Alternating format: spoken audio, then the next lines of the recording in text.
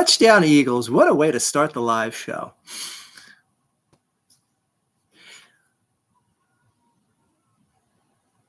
All right, Jalen Hurts just went in for a touchdown. I'll let you guys all file in. Welcome to the impromptu live show here tonight.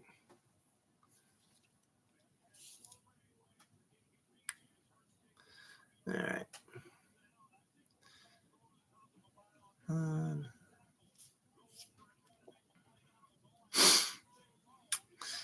Bear with me while I get this set up here. Videos. Live.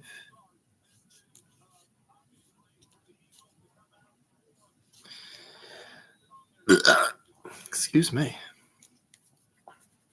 All right, Eagles up 7-0. Well, they didn't kick the extra point yet. First drive looked as good as we thought they should look.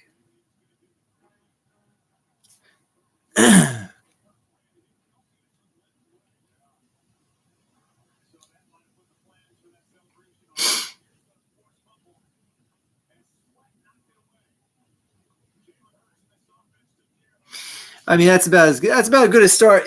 Defense making a huge strip sack right away. Eagles getting a touchdown out of it. I mean, that's gonna be the story for the night. Kelsey did look to be limping. Yes, let's ignore that. Let's just pretend that didn't happen. All right. My God, mate, that second interception was beautiful. Well, it wasn't an interception. It was a fumble recovery, to be fair.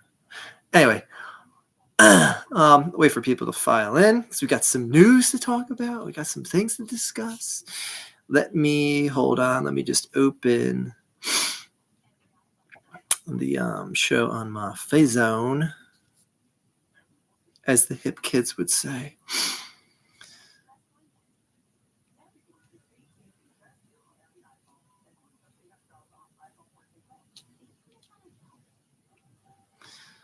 Okay. Oh. Turn the volume down.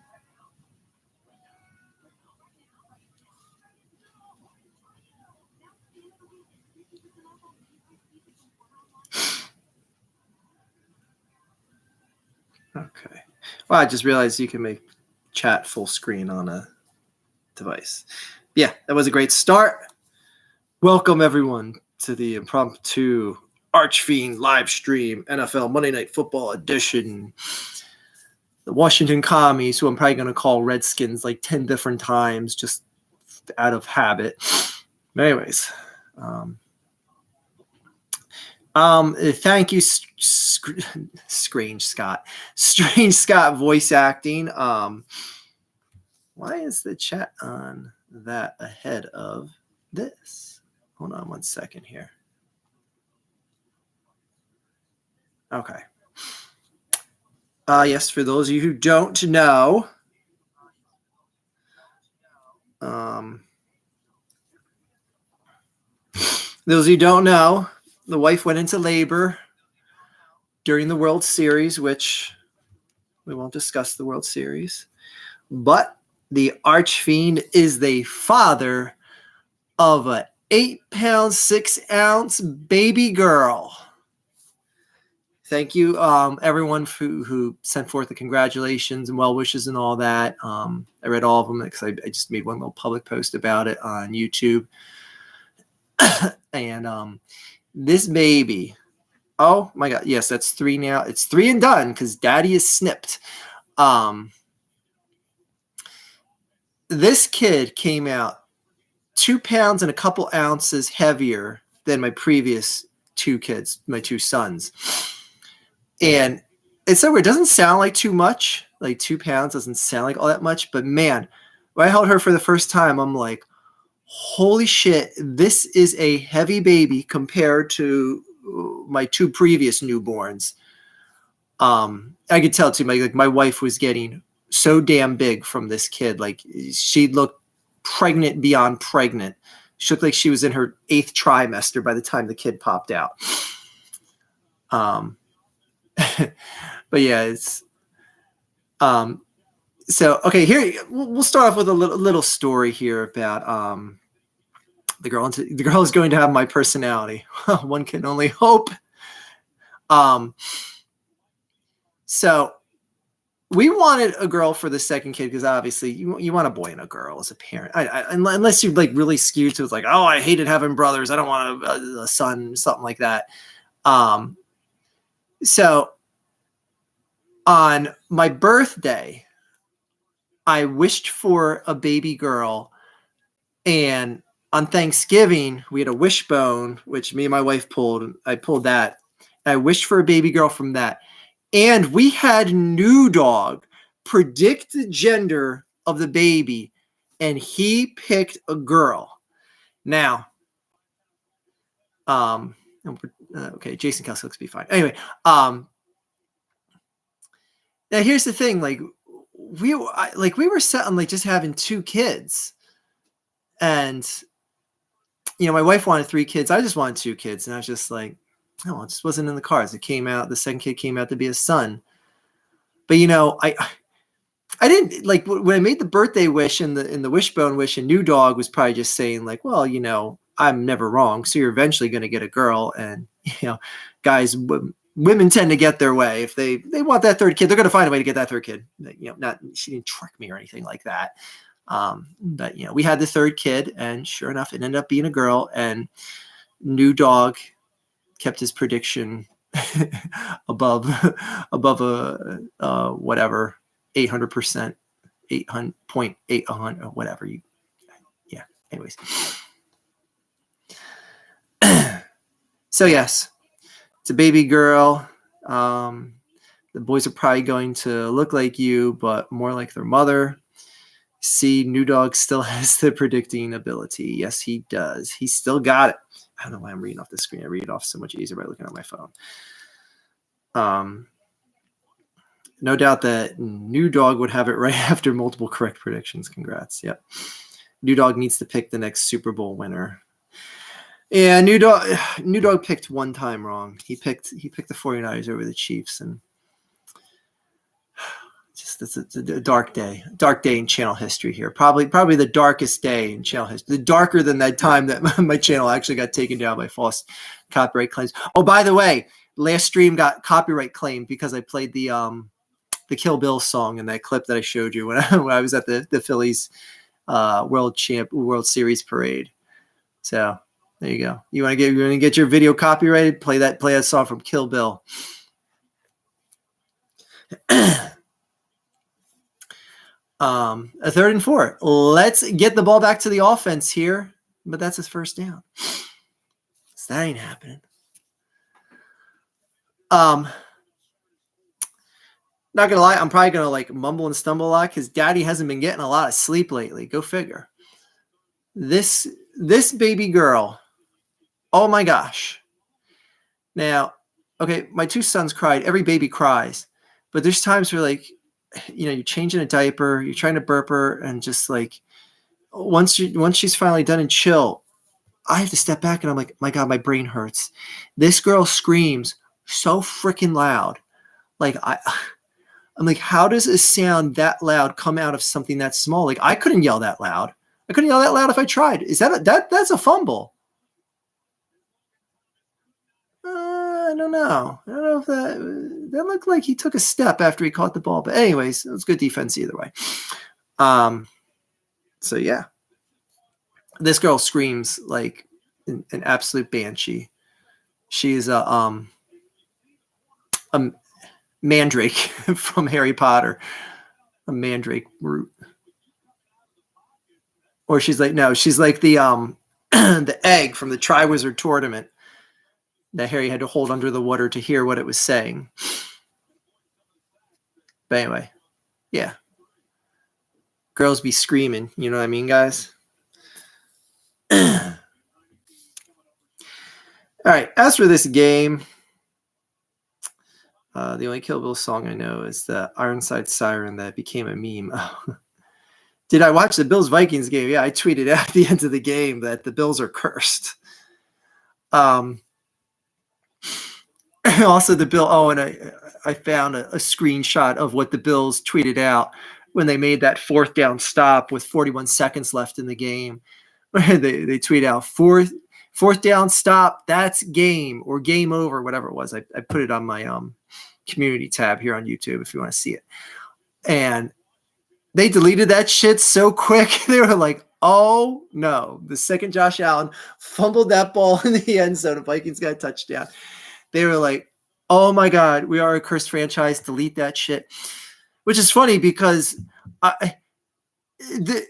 Twitter, it has to take so much stupidity in pointing out, like, I just don't know why when people just mess up and post something so egregiously wrong or just like, oh, that didn't age well, like 5 seconds after it posted, like just delete it. And like, I hate these people that try and like, they'll post a comment like right away, like, hey, sorry about my take here. It was wrong, but just delete it. Don't apologize. Don't try to apologize on the same tweet you posted. Just delete it. What was Slay doing there? Like, damn, man. What was big play Slay? Like, damn. He's playing a full 10 yards off his guy. Like, shit. Like, Heineke's thrown in his direction, like, post hastily, like.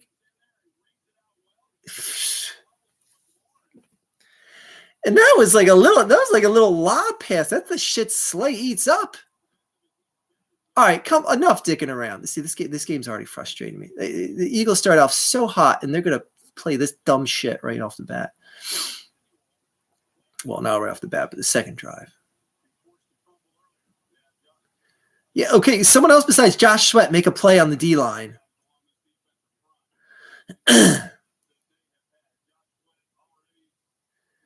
Josh Sweat, like, hello. Can we say Pro Bowl? Can we say All Pro? Can we say who's the name of that guy that made 0 plays for the Dallas Cowboys yesterday on their defensive line? A guy that is supposedly the best edge rusher, yet he's dropping back in linebacker to be like an extra linebacker. And oh my God. Anyways, Micah Parsons, hell of a game yesterday. Like, I guess you're a linebacker now because the Dallas defense is shook and doesn't really know what to do with you. Oh my God. They're throwing a Darius Slay again. Like, Heineke's like, I'll throw to your side of the field all game. Let's do this. I mean, I like the guts, but man, Slay's got to make these burn eventually. All right, defense, hold them to a field goal.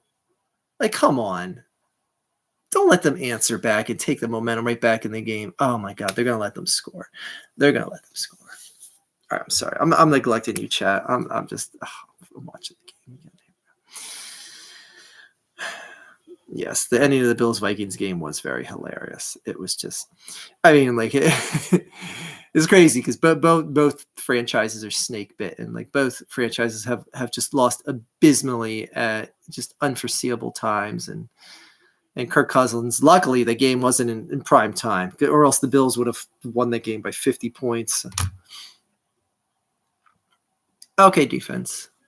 That's a touchdown. Shit, man. See, I do not like it all how easily they just marched right on down, man. That was not a defense that looked like anyone should take notice of. It was just so easily. And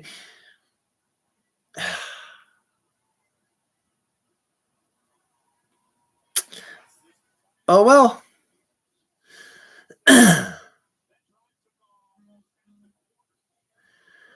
Oh, having anxiety already, and like, lack of sleep and watching the Eagles might not be a good mix.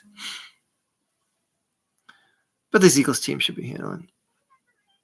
Hello, Undertaker Freak. What the hell time is it in Finland right now? Holy shit, dude. Welcome to the party, pal.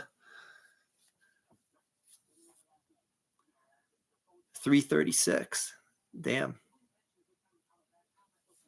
Oh, it would be in the. Oh no, it would be in the morning. What am I saying?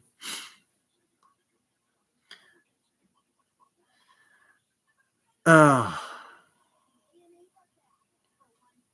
So how about them Cowboys? Like, say, I don't want to see. Like, I hate talking trash about like the Cowboys taking an L when my team hasn't played yet. But we'll talk about everyone's favorite quarterback in the world, Aaron Rodgers. Like, I can't stand him from a personal level, especially off the field. But my God, he beats the Cowboys. He beats the Cowboys when they have like hope going. When like they like the mayor's already got like the plans cordoned off for the parade in February, and Aaron Rodgers shows up and goes, "What are you guys so happy for? I'm gonna smack your ass down to reality." Like I understand the hate for Aaron Rodgers because I personally don't like him that much myself, but he beats the Cowboys. He beats the Cowboys much more than he loses to. He's only lost to him twice. He's beat him in the playoffs as well.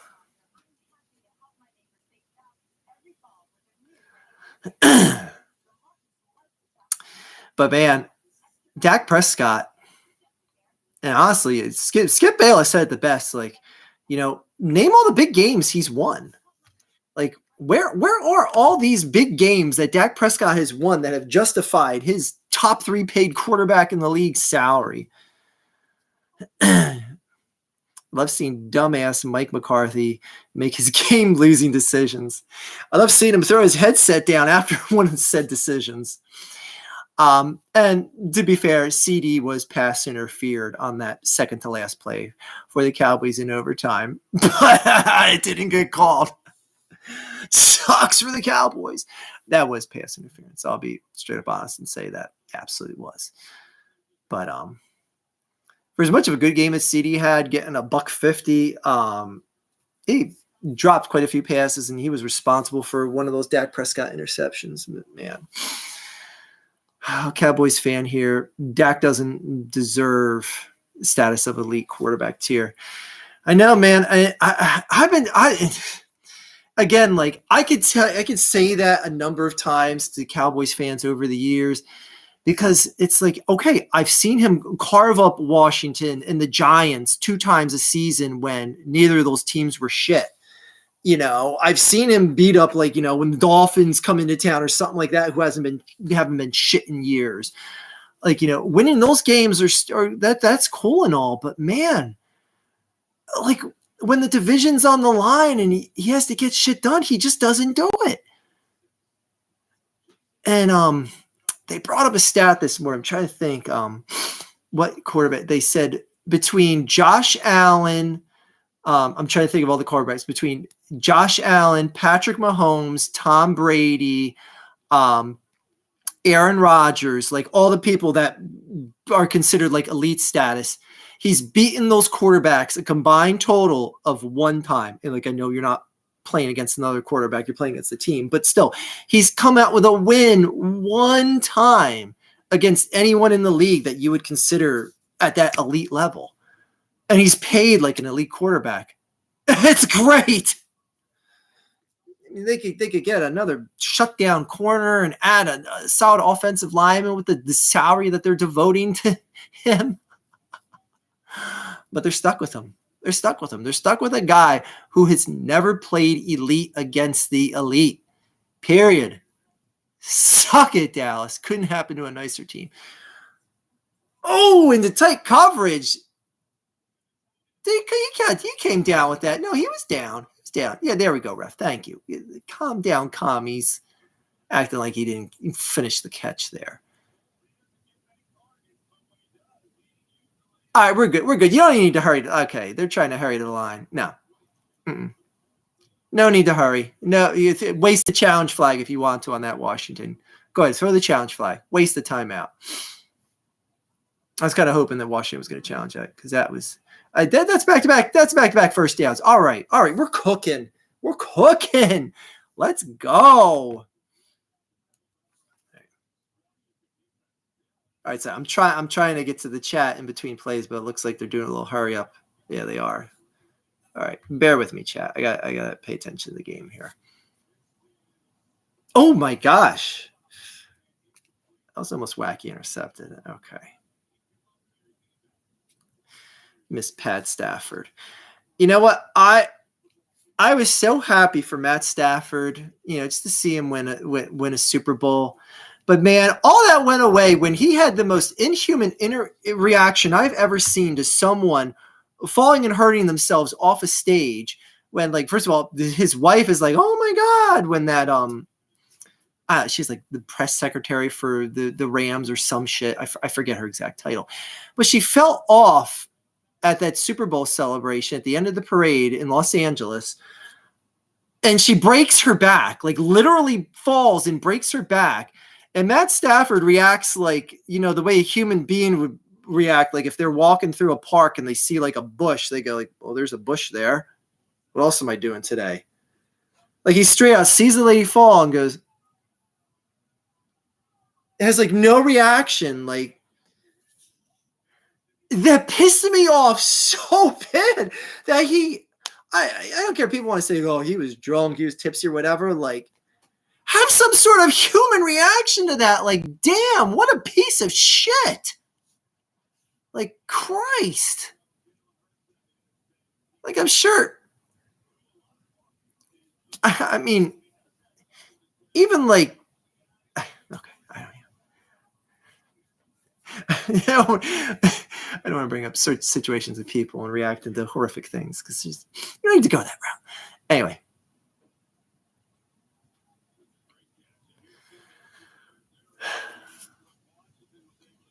All right, Eagles got to answer it back. I mean, they're in the field goal range, but no, we got to get in the end zone. We got to answer right back because the Washington took momentum, and Eagles got a big no. I'm sorry, but we control this game. Third down, piece of cake, run up the gut. We're good. Flag on the play. Oh.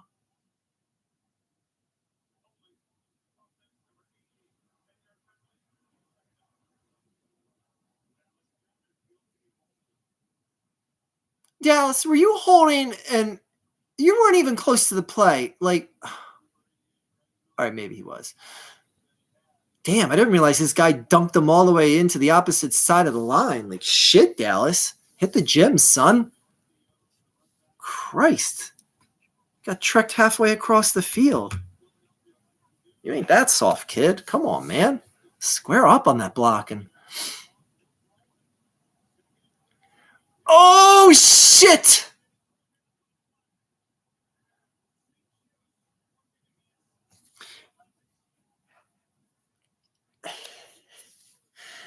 I mean, I thought that was a clean play. Maybe the replay will show. I mean, hey.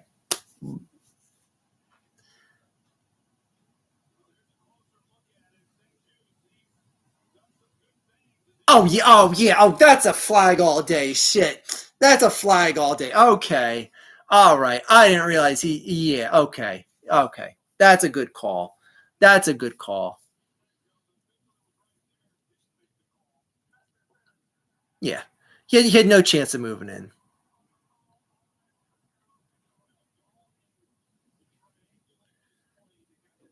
Benjamin Singh just got your ass a pass interference. By the way, spectacular job getting penalties on every other play in overtime yesterday, Dallas. Like, you're real world beater caliber doing shit like that. I love when one of your wide receiver, whoever the hell that rookie wide receiver is on Dallas. Why the hell is he on the field in overtime, for Christ's sakes? Anyway, this clown is lined up like a full, like almost a full complete. Look at that little slam dunk almost an interception. Completion to Dallas. Damn, that makes up for that little holding call, Dallas. Get you some. Oh, look at the white boys rowing downstream. Like, did seriously the white guys on offense get together and put that? Because, like, okay, you be you guys. Anyway.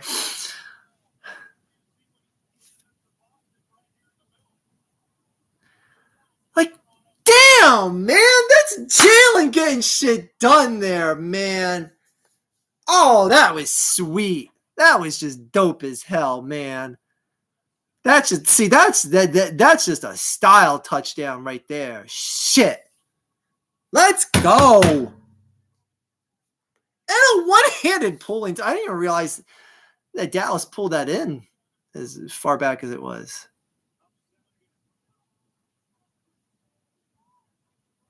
That was about as corny a white boy celebration as you're going to get. All right, guys. Okay.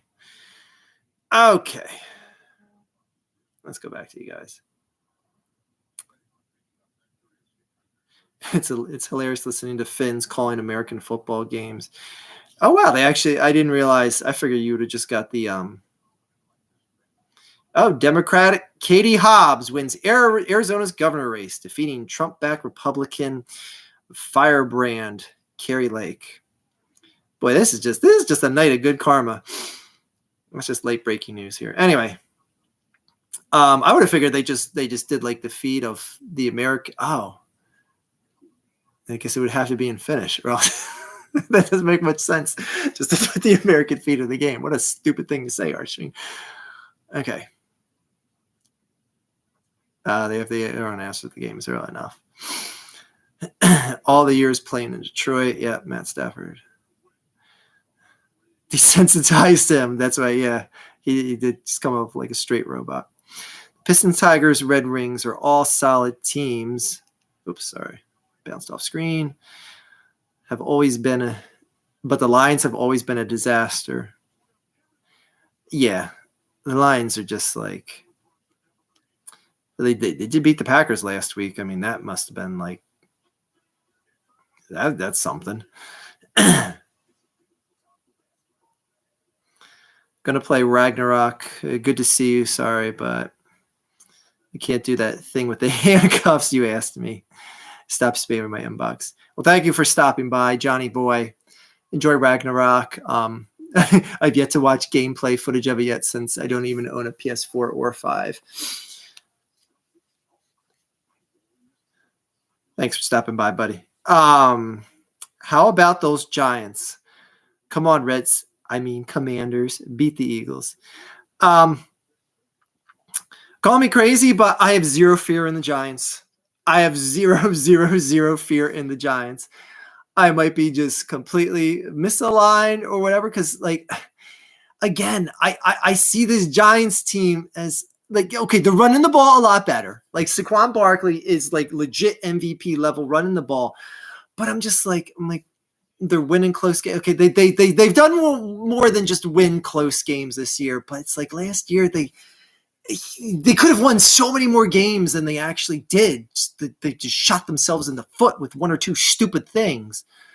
That's why I'm like they just don't strike me as that much better than last year, even though their record is considerably better than last year.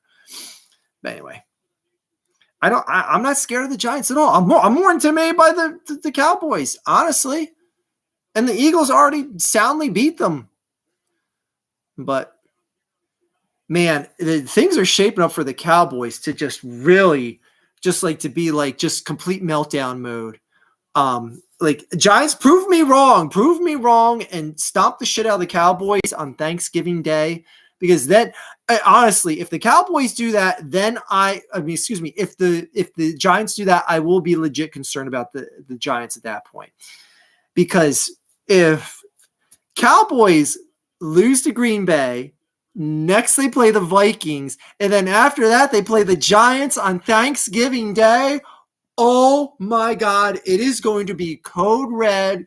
Get Cooper in for Dak type time. Oh my God, I want to see Dallas melt down so bad this season. Make it happen, Giants.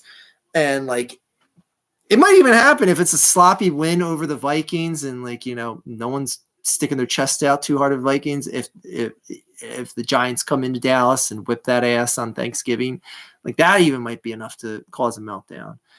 But yeah. Hey, Chelsea, how's it going? New York Giants are wusses when it comes to Dolphins. Okay.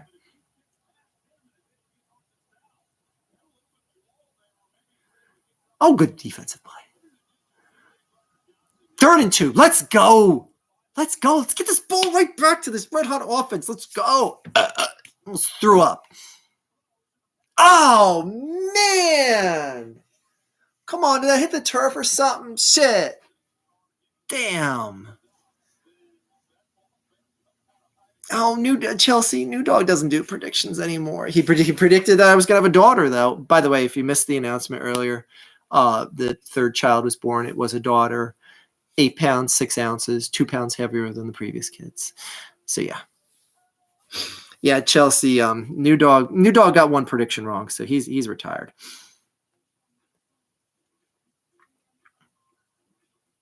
Okay.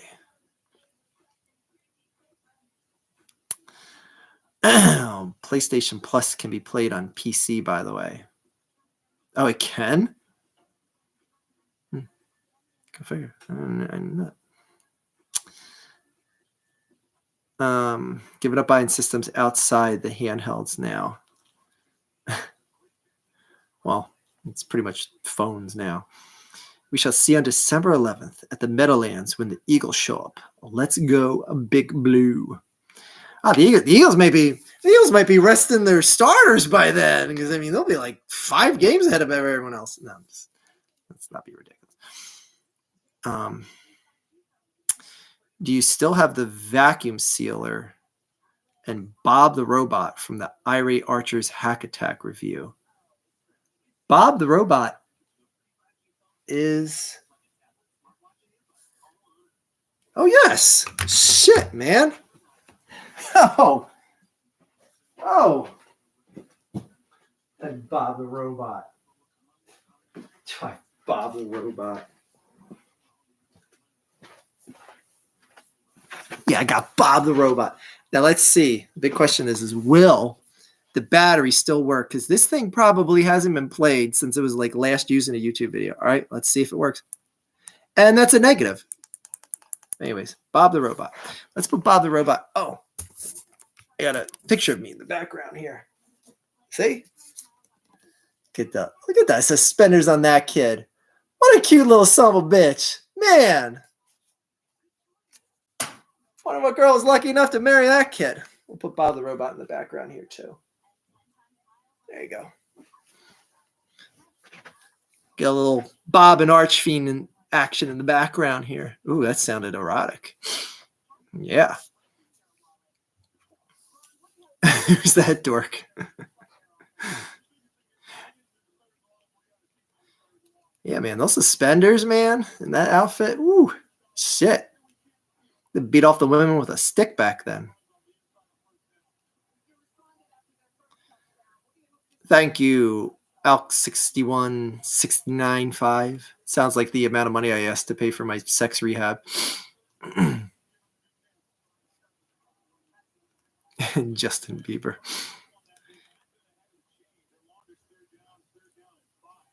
The Phillies spanked the Astros and won the World Series. Oh, they did? Awesome, because I missed it because I was in the hospital. That's good to know. Wow. What are your thoughts on Dr. Oz losing in Pennsylvania?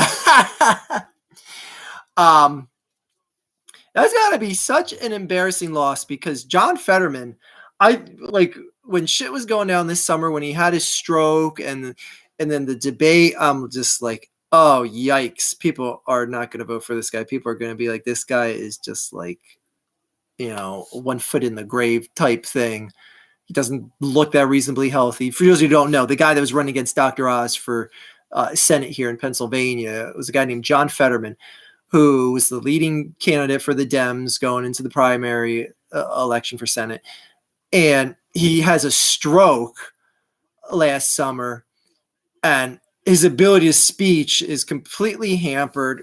Like even during the debate, there was times where like he couldn't get a second sentence out without completely stammering or whatever. I mean, that's just is what it is when you have a stroke. It's a shame, but that's what it is. And I'm like, man, people are just going to see that and just be like, oh, I can't vote for this guy. This is in such a bad way health-wise. I thought it was really going to hurt him. But I always said to people, and I said this weeks ago, before this finally started to happen, I said the campaign for John Fetterman should have just been, it should have just been just someone talking to a camera or just words on a screen or just talking in case, you get to the people that can't read. Say like, hey, remember when Dr. Oz was on the Oprah show all the time? Well, guess what? She wants nothing to do with Dr. Oz anymore. So think about that before you vote for that asshole. Like, that's it. That's it. Like, Oprah despises Dr. Oz now. Despite all the time she had him on, she can't stand what he stands for. She can't stand that he supports Trump and all this other stuff. And it's like, that would have reached so many more people. And it wasn't until like 4 days before the election that Oprah finally came out and said, like, you're a sucker if you haven't even voted for Dr. Fetterman. You haven't voted for John Fetterman already. Like, I would have, she's saying, like, cast your ballots already. Put your vote in for him. You're a fool if you don't. Like, she just threw Dr. Oz right under the bus. And I'm like, why wasn't the Fetterman campaign turning that up well before? It's not like you had to have the official word from Oprah, because it was known that Dr. Oz and Oprah completely severed ties years ago. Like, she does not support him and what he stands for. And she totally regrets even giving him the spotlight that she did. And it's like, that would have related more to just the common voters than anything else. Like, they kept showing like these commercials of like Dr. Oz, like killing dogs and stuff like that. Like, it was just some of the most heinous shit that they were showing. I'm just like, well, people are going to think that's too over the top. People can understand Oprah doesn't like this guy. Like, that's so, like, okay, I understand that. Like, who doesn't understand that? Shit. But anyways, Dr. Oz lost to the big, tall, gangly, bald-headed tattoo guy that can't even speak properly because he just had a stroke. That's who Dr. Oz just lost to. Ha! Ha! Ha! And please, like, Dr. Oz, like, the people that voted for Dr. Oz are basically people that just had their mind made up and they vote red no matter what. No one in Pennsylvania saw him as a self-respecting Pennsylvanian. No, he's an opportunist. He's an opportunist from Hollywood. Screw that guy. He's coming here because it's a state that Trump won the first time Trump ran for president, that Trump won in Pennsylvania. It's, you can get pockets of the Trump supporter to vote for you. But the realistic people, the fringe people in the middle, like, they were just like, you aren't even from this state. You're just glomming onto an opportunity. It's like an ambulance chaser type shit. Anyways, enough of the damn politics. This is some damn football. So thank you for asking me about what I think about John Fetterman beating Dr. Oz. But yeah, Dr. Oz is straight up embarrassing. Yeah, CNJ is exactly that. I said ambulance chaser, but carpetbagger is a better description. Thank you, CNJ Dev. That's a much better. I mean, you could say they're one and the same, but I think carpetbagger is a more apt descriptive word for him. All right, get some pressure, get a sack or something, get a third down. All right, Heineke's starting to look a little off with his passes now. All right, I'm digging this. That hot hand is starting to cool off a bit. My dog is asleep. Both dogs are upstairs asleep.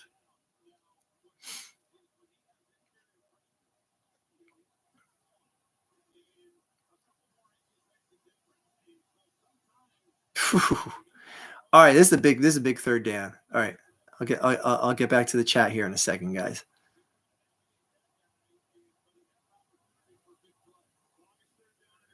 Oh, damn, come on. Shit, damn. God, crap, poop. Doctor should have stayed at the TV show, the thing he did. And that's the thing, too. Like, Dr. Oz was always hated for selling, like, the stupid get-rich-quick, like, pills and shit that, like, it was obvious, like, it's get rich quick scheme shit, carpetbagging shit, as CNJ Dev said, because he was selling all those, like, diet and health pills and all that dumb shit that everyone knows was just basically selling off the dumbest of the dumb. Oh, thank you for the super chat, Alexander the Resurrection. Are you and UTF 1127 still friends or associates? Well, you're actually late to the party because he was actually just here talking with us. So no, we're bitter enemies and we never speak. But thank you for the donation to the Archfiend New Baby Diaper Fund. Thank you. But yeah, he was actually just here. You just missed him.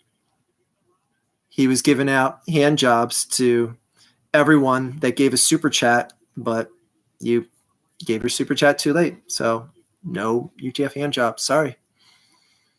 And from the people that did get them, they said it was quality. They said it was at least a 9 out of 10. And that's solid. That's a solid hand job because I've had some pretty good 6 out of 10 hand jobs, but a 9 out of 10, I mean, that's solid. Anyways, back to third down again. Eagles make a third down stop. I think. Oh, yes! I was going to say, I think they've converted every single third damn down so far in this game. I forgot who the other dog was. He's really fluffy. Not too fluffy. We don't even have a screen name for the other dog. I guess we'll just call him Other Dog.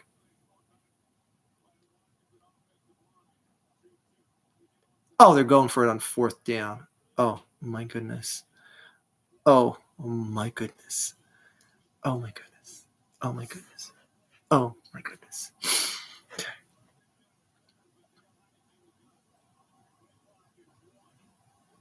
Oh, they didn't get the playoff. No. That's a penalty. Unless someone called timeout, that's a penalty. No way.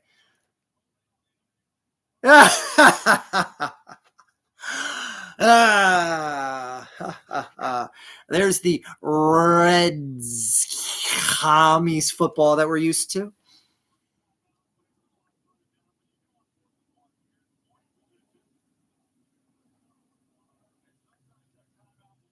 Oh, I love when they show the assistant coach's box and you have to see them going, "What are you doing? Oh my God." Again, and I say this every time in football, there should be no way that you get a delay of game. There has to be something where, oh my God, that ball almost scooted right outside the goalpost. Anyway, like, there's got to be something, and that's the thing, like, the headset shuts off, like, I think it's like either 5 or 10 seconds. But again, the quarterback has to be looking downfield at the damn play clock, which is in each end zone. Like, there should be no excuse. Like, once there's 5 seconds, someone's got to say 5, 5, 5. Somewhere, someone's got to say 5. Oh, shit, I only got 5 seconds. Hike the damn ball. Anyways. Enjoy your 3 points there, Washington. Your cock is sad. Yes, it should be. It could have gotten a 9 out of 10 hand job. Yeah, Finnish people have notoriously soft hands.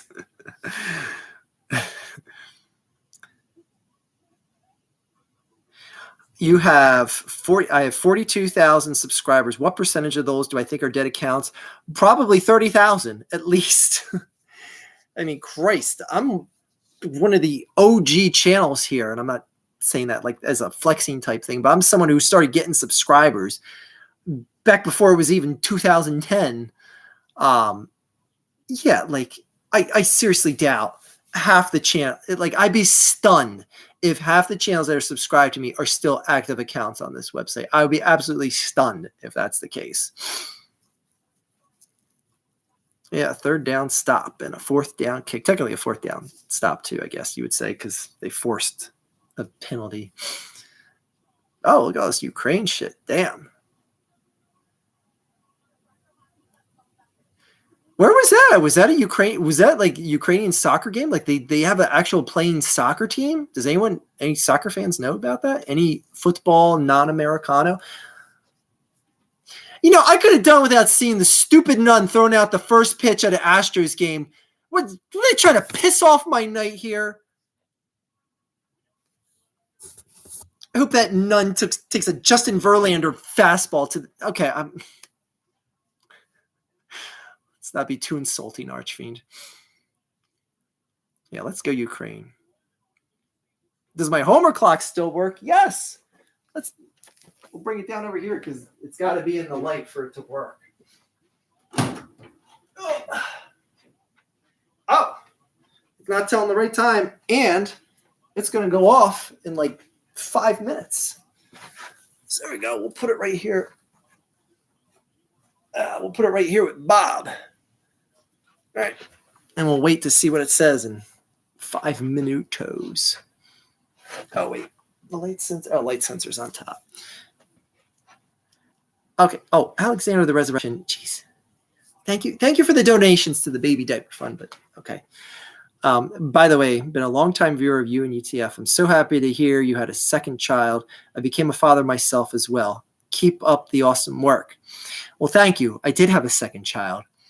A year and a half ago. This is number 3. Which means you have to make even more donations now. I'm just kidding about that. Oh shit. I get scared anytime Smith gets any sort of hit on a play because he is such a tiny receiver.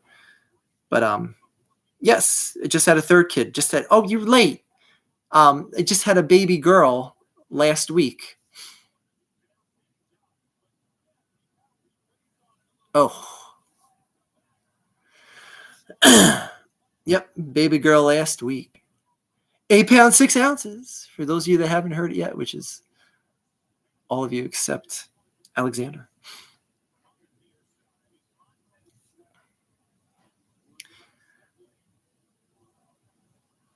Yes. I do listen to that Kelsey podcast, not religiously, but yes, and I think that was such a good idea for the two of them to get together and do that podcast.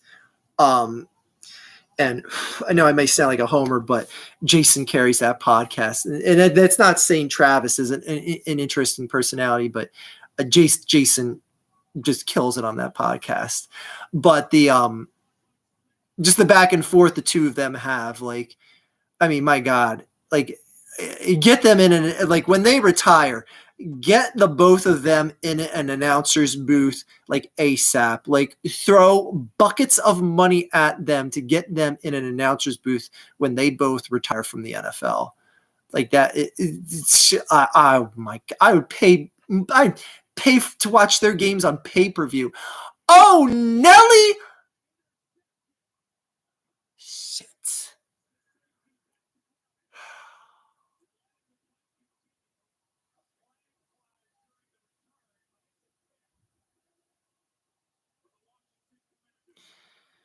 Damn.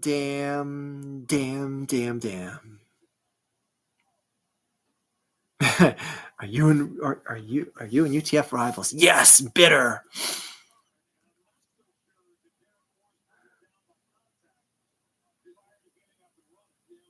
Oh, who cares? That's all right. That's Jalen Hurts' first bad interception of the year. Oh man, he had that in his hands. Oh shit. That was a money pass. You gotta pull that in. AJ. Now, you know what? I was calling that a bad interception, but no, AJ's got to pull that in. AJ, come on. Apparently, I'm 15 seconds ahead of you. Going to be awkward if they play in the Super Bowl, though. I think it'd be interesting. I think that just adds to the fascination of it. Alexander, my bad. LOL. I come back to this channel here and there to check up on you. I'm totally caught up with the Arch lore. Oh, I'm not totally caught up with the Arch lore. Yeah. I mean, I don't really make that many videos that much anymore, so it's not like, and I think I might have mentioned that my wife was pregnant maybe a time or two in official videos. I know I've mentioned it on these live streams, but in the Arching Proper videos, I don't think I've mentioned it more than a time or two. Philadelphia Eagles and the Miami Dolphins in the Super Bowl. Let's go. Now, see, Chelsea, where that would be interesting is if the Philadelphia Eagles are undefeated going into that Super Bowl and then playing the Dolphins, because the Dolphins, as you know, you hear that? The Homer clock works. That would be interesting because the Dolphins to date are the only professional sports team for American professional sports to have a season finish with a championship victory on a undefeated season. So that would be pretty cool. And I don't think it's necessarily that impossible. I was kind of iffy on the Dolphins when Tua got his head plastered into oblivion, but he seems to be bouncing back pretty well from that. So yeah, still possible. Homer's awake. Feeling stupid? I know I am. So we're going to find out what he says in another hour from now. I mean, I could just, make the clock go forward because according to him, he says it's 5:00 right now, which is a little off. Battleship, New Jersey in Camden. It's about one of the only nice things to see in Camden aside from the waterfront venues. And there's a good cardiology Cooper Hospital in Camden. One of the best cardiology hospitals in the area from what I hear. Anyway. All right, defense. Get this. I swear, if they just march down, even if they march down to the field goal territory, I'm going to be a little bit pissed because they're marching down way, way, way too easily for a team that's 8-0, for a defense that's 8-0. Going into the season, I was betting on Buffalo and Philadelphia for the Super Bowl. Well, my preseason prediction was Buffalo and Dallas, but boy, is that prediction falling apart. I can't stand watching this interception, man. AJ had that shit, man. Damn.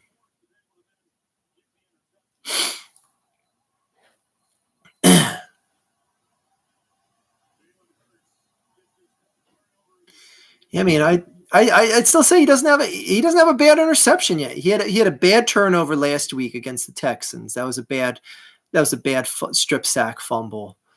That was his worst turnover year. I think that in my opinion is his only bad turnover of the year because interception like that was AJ should have had that. That was in AJ's hand. Where else do you want Jalen to put that ball, AJ? The two other interceptions were batted balls by the receivers, so you put so much blame on the quarterback for that. Anyway, 3rd and 1. Let's get another third down stop, get this ball right back, and get AJ to get a make-up touchdown now. Shit, that's a first down. I love The Simpsons too, but I pretty much stop at season 10. I think it's unwatchable beyond that. Just crazy because I listened to the sorry, I got distracted. The Simpsons podcast. Shit, what's the official name of their podcast? I'm actually looking it up right now. The Talking Simpsons. Shit. And they're doing. Oh, get that shit out of here! Rejected. Dikembe Mutombo style. Shit. Smacked into oblivion. I'm listening to the Talking Simpsons podcast, and they're actually they do every episode of The Simpsons, and they do it in like a 2 to 3 hour fashion breakdown of each Simpsons episode. And they're up to like season 12 or 13 right now, and they're doing episodes I've never seen, and I'm using that instead of watching episodes. I'd rather listen to them, give their talk over of the episodes and actually watch them. Anyways, Talking Simpsons, free plug for them there, for them here. Picked a good time to stop watching it. Yeah, I know. Well, I mean, I've watched spotty episodes here and there, and I've watched an occasional Treehouse of Horror. Just like I don't feel the charm and the nostalgia. Well, I guess you can't have nostalgia with something new, but it just doesn't have the charm of the original.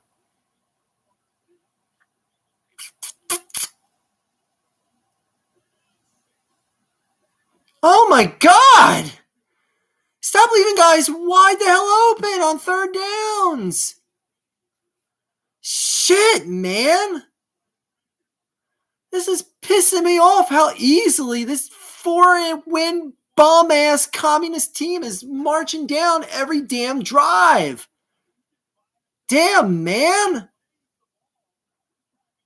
Can we just start blitzing, for crying out loud? Nothing else is stopping him. To get pressure on Heineke, blitz.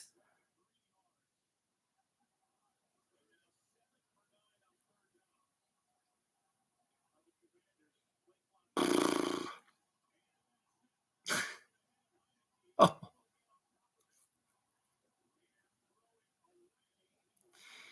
course, he got it and got it away.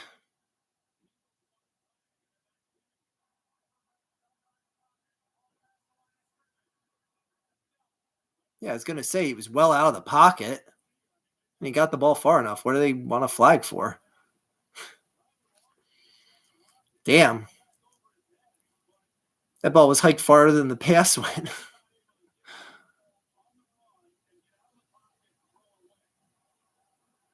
That was good heads up on Heineke, you know? I mean, he knew he had to get at least 3 extra steps to the side. And, I mean, he hit the official that was at the marker for the line of scrimmage. So, okay. I'm a huge South Park fan personally. Did anyone see the 25th anniversary concert with Primus and Ween? I saw parts of it, and I saw them sing what was it? Yeah, Cartman's mom Kyle's mom is a big fat bitch. I saw the live performance of that. That's the only part of it I saw. See, I technically saw a part of it. For my fantasy this week, I need Miles Sanders to not score. Well, so far you're doing pretty good.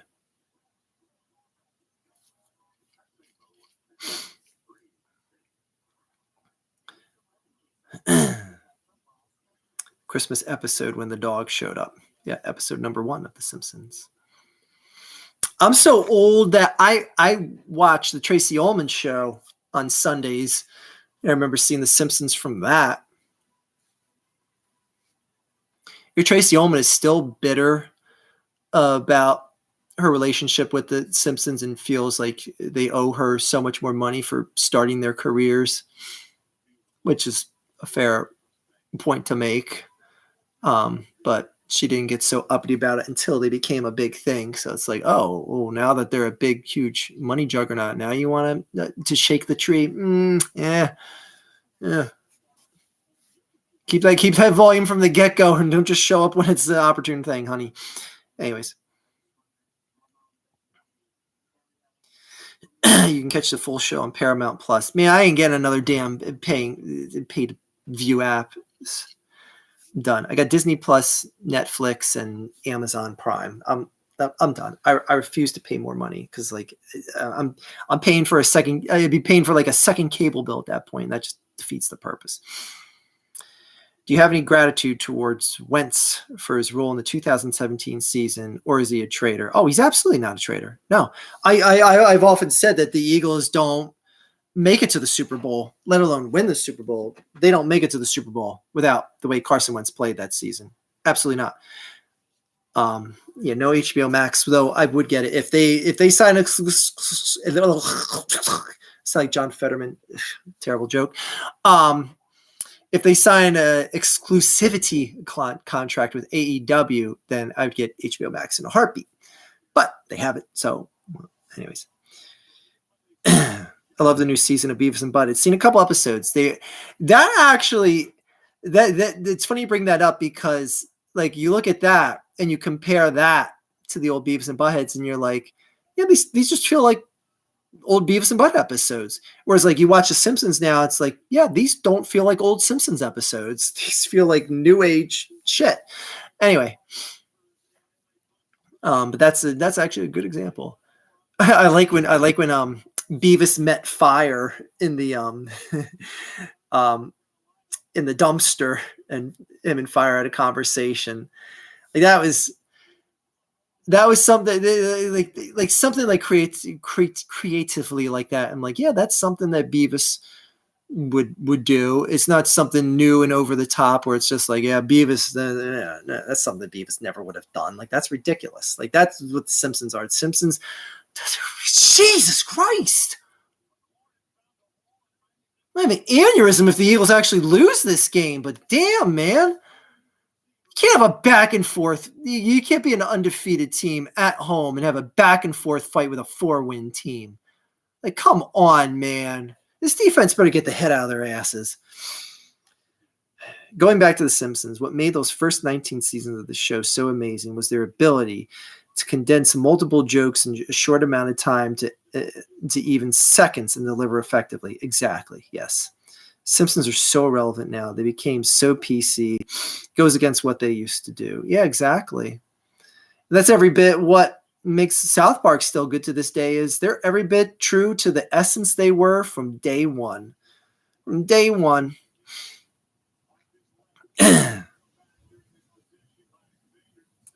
Videos played during the episode is great. I don't know what you're referencing there. Oh, Chelsea. Yeah, the Beef's invited. I'm sorry. I lost track of what you were just talking about 5 seconds ago.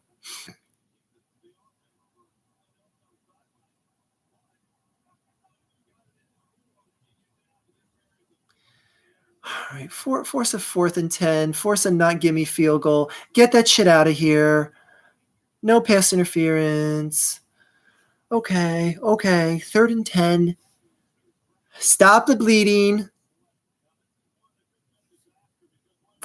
Remember when Stampy the Elephant ran through the Democrats and Republicans convention? Absolutely. Classic episode.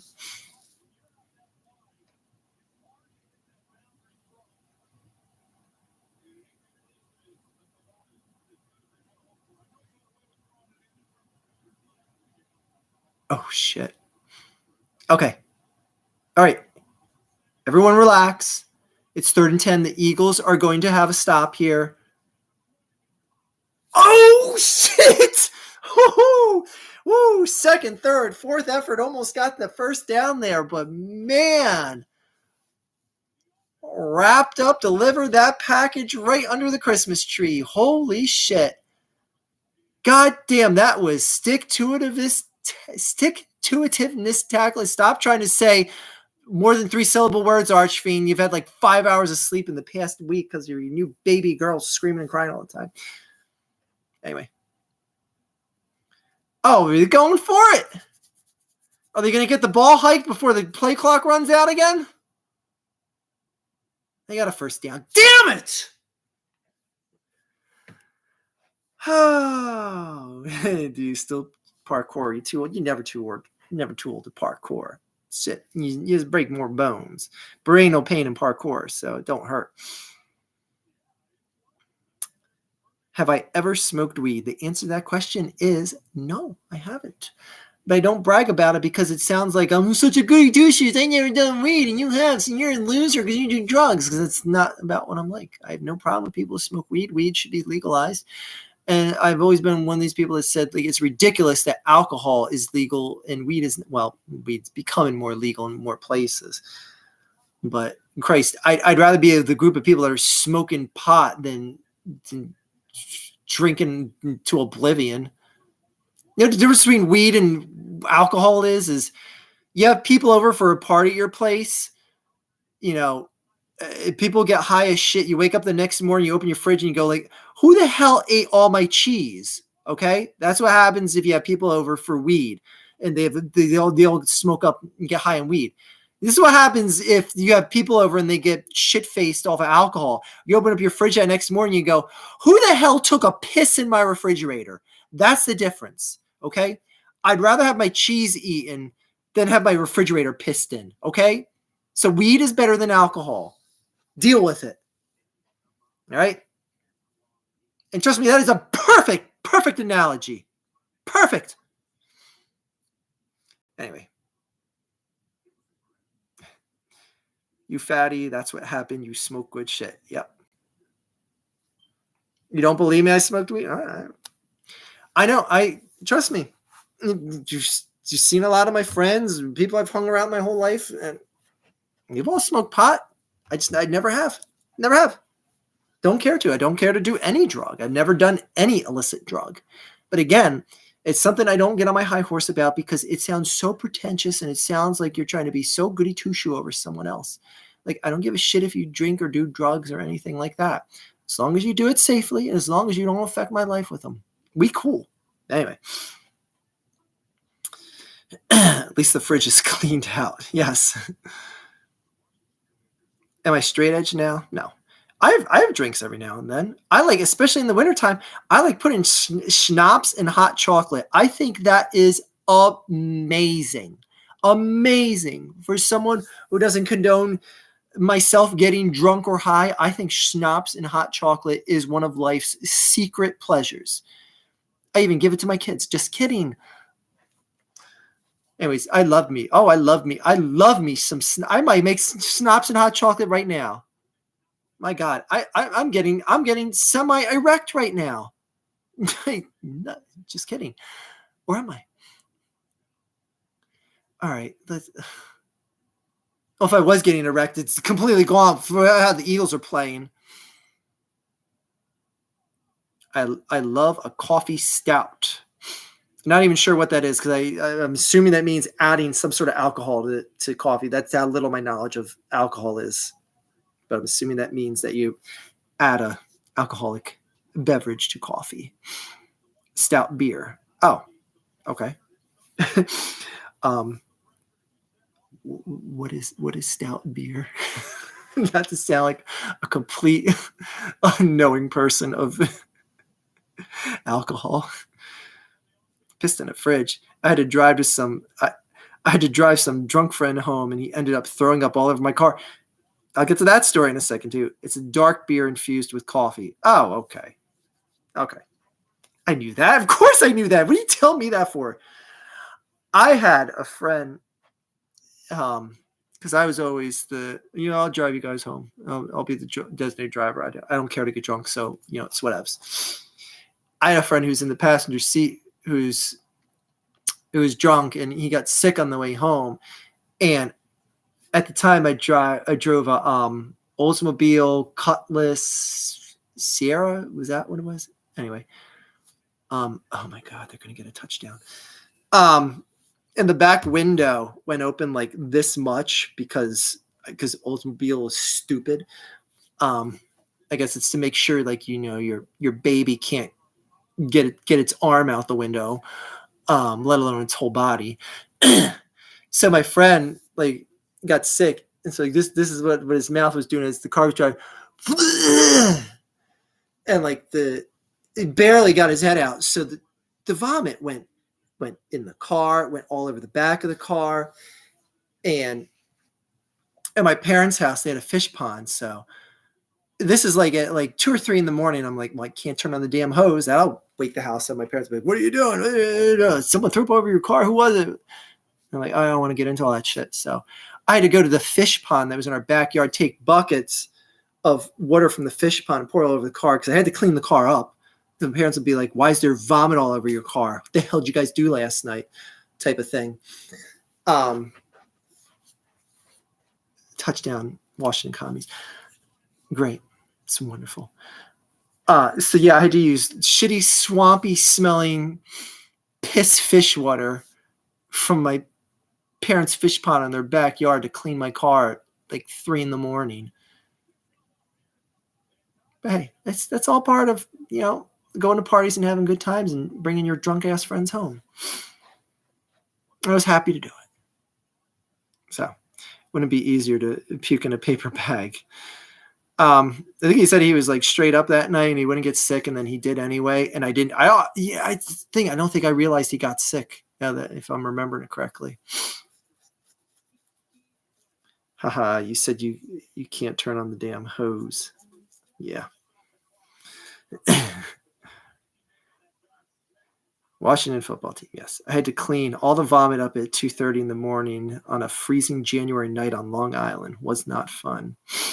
Doesn't sound like it, but as fun as watching this Eagles game. This is gonna be so deflating to the damn Eagles season. They're gonna catch an L at home to the 4-win commies. Like, damn. Well, the only thing that would be worse is if Carson Wentz was actually playing this game. By the way, Carson Wentz, I don't think he's going to play another game. Especially if the commies win tonight.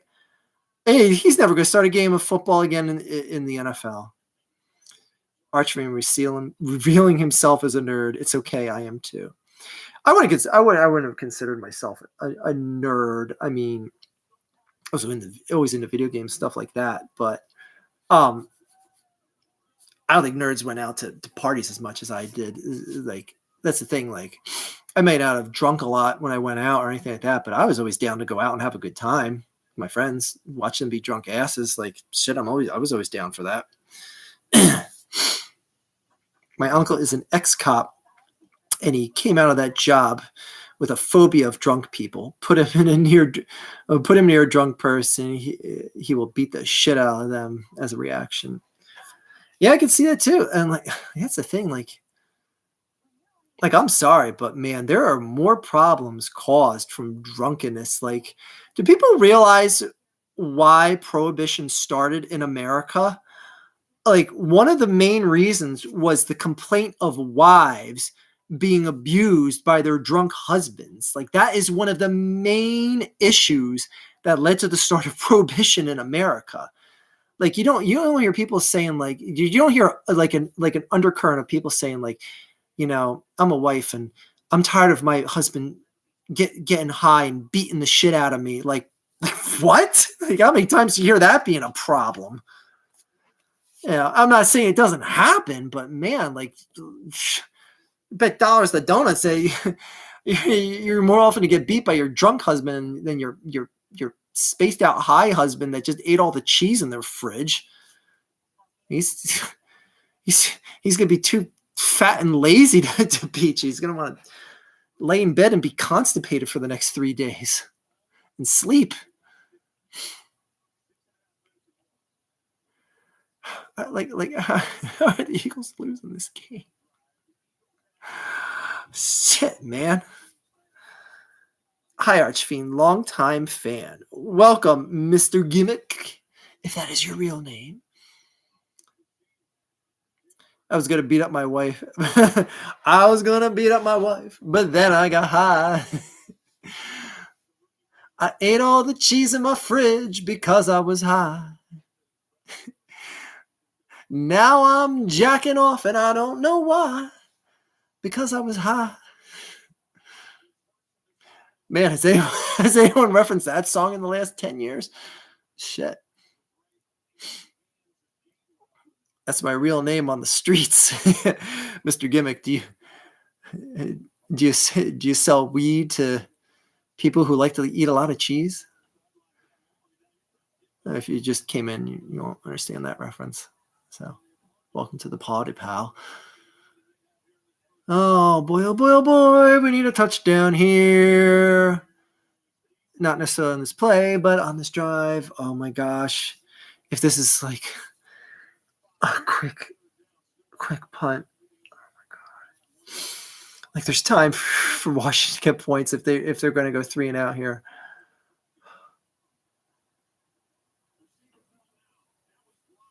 Oh my god.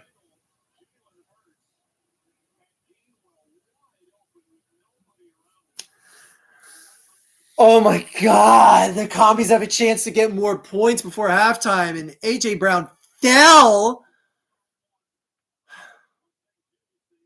Guys, I need my inhaler. I don't have an inhaler, so I need one. Oh my gosh, I can't breathe. Okay. No, I saw wrestling moves. All right, that's a good comeback. Then you have a solid name there, Mr. Gimmick. How are the Eagles losing this? This is insane. I know. I don't understand this. How are the?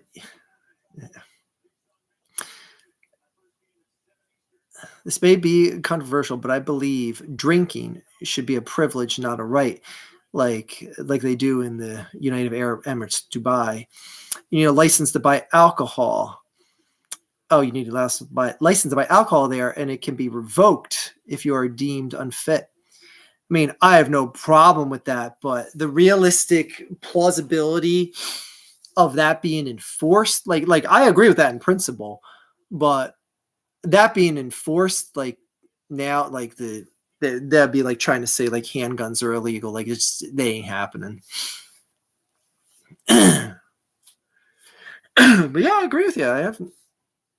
I have no problem with states deciding whether or not you can drink within their confines. Again, I'm a big states' rights guy. That's why I have no problem with Roe versus Wade being overturned. It's like, okay, fine. Then you have a problem with that? Vote in your state and get the shit you want done. Because right now it's a state's right to decide whether or not they can have abortions in that state or not. And I have no problem with that.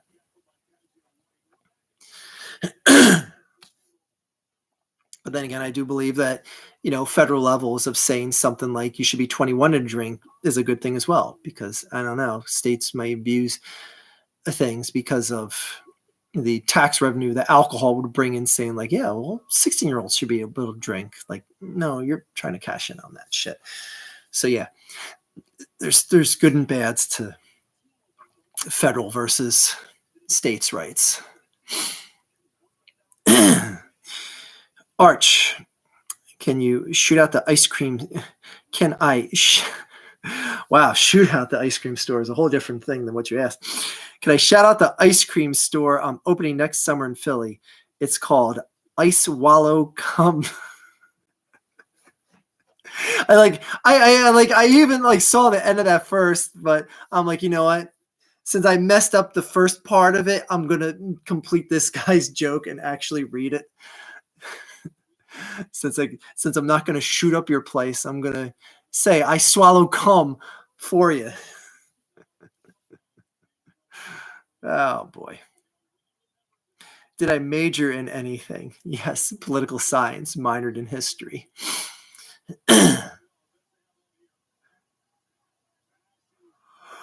That's what they gave my degree in.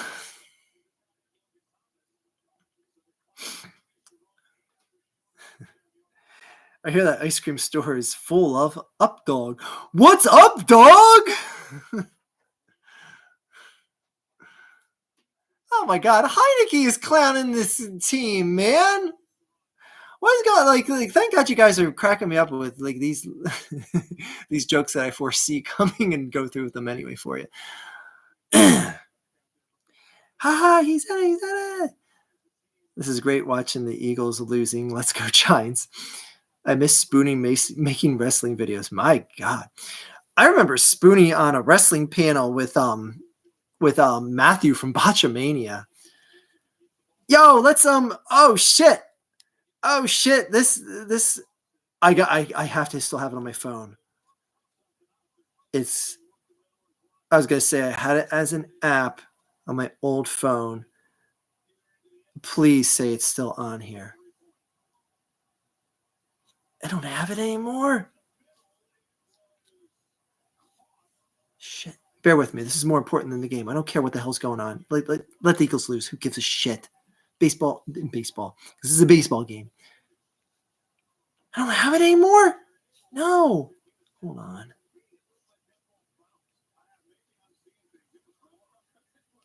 I do still have it. Let's go. Oh, hold on a second. I gotta mute my.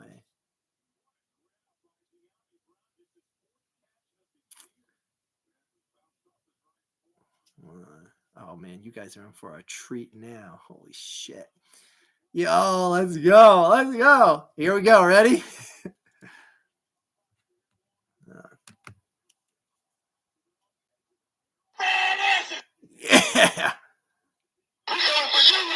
Oh, of course I hit the one with the N-bomb in it.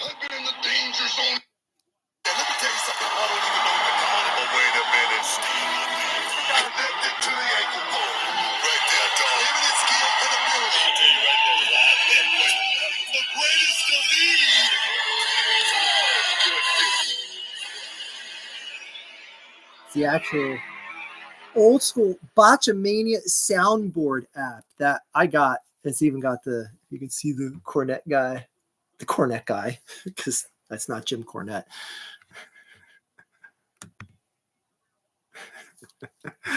Never mind that shit. Here comes Mongo.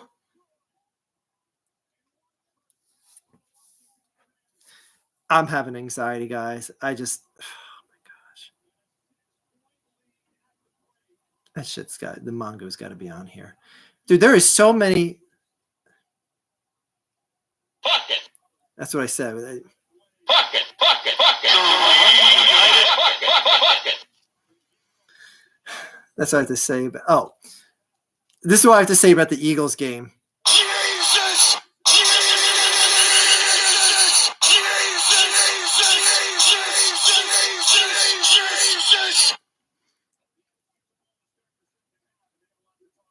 This is what Washington said when that field goal was hit.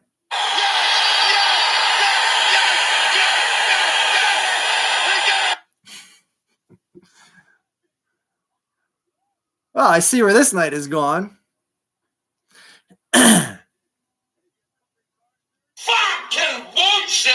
That's what this game is. Fucking bullshit! Okay. I got 22. You got 21, I got 22.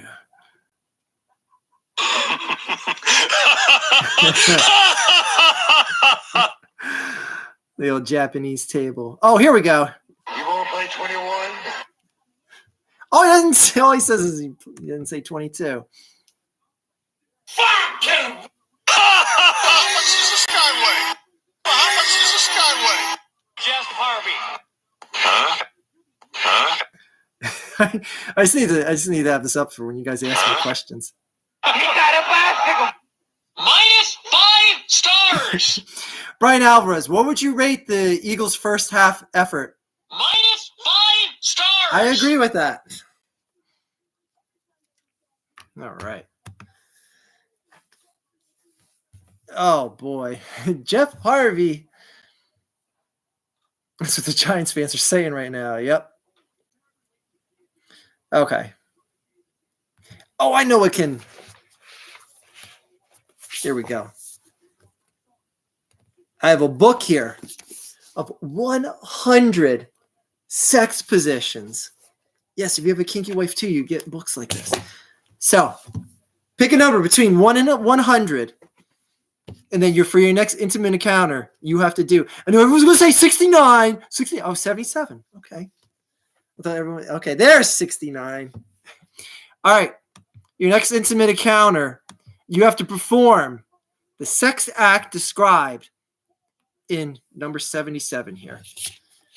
And we'll get to 69 because you guys think it's actually going to be the 69 position. I'm sorry, what was it? 77. 77 is the Indian headstand. This is shit. Even has a picture to show you what it is. See if we can get Archfiend's channel banned tonight. You know what? Let's go out with a bang here.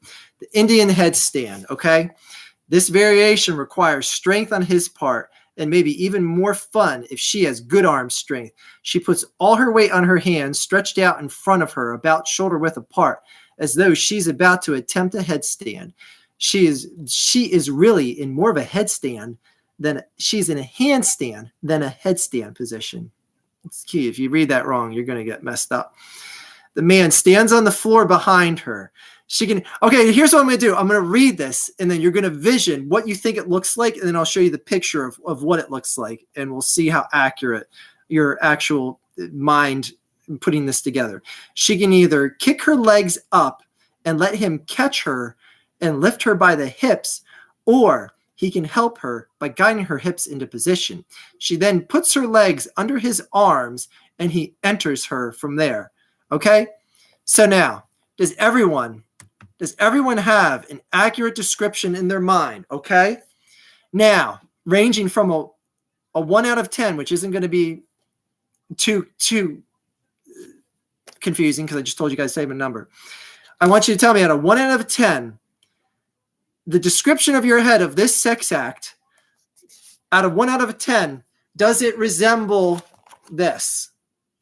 Okay? Or 1 out of 10. And these are artistic photos, so this shouldn't get banned from YouTube. 1 out of 10. Does it resemble that? By the way, I saw this book on my shelf in my bedroom tonight. And I told my wife, I was like, I'm going to take this down to do for our halftime show and have people pick random sex acts. A 2. No, I see.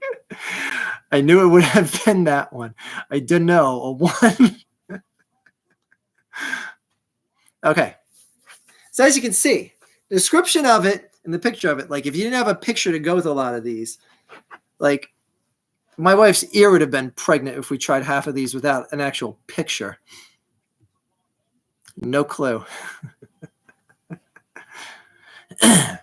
Okay, so now let's get to 69. Since everyone was going to say 69, we'll get 69 out of the way, and then someone's going to come in later and be like 69.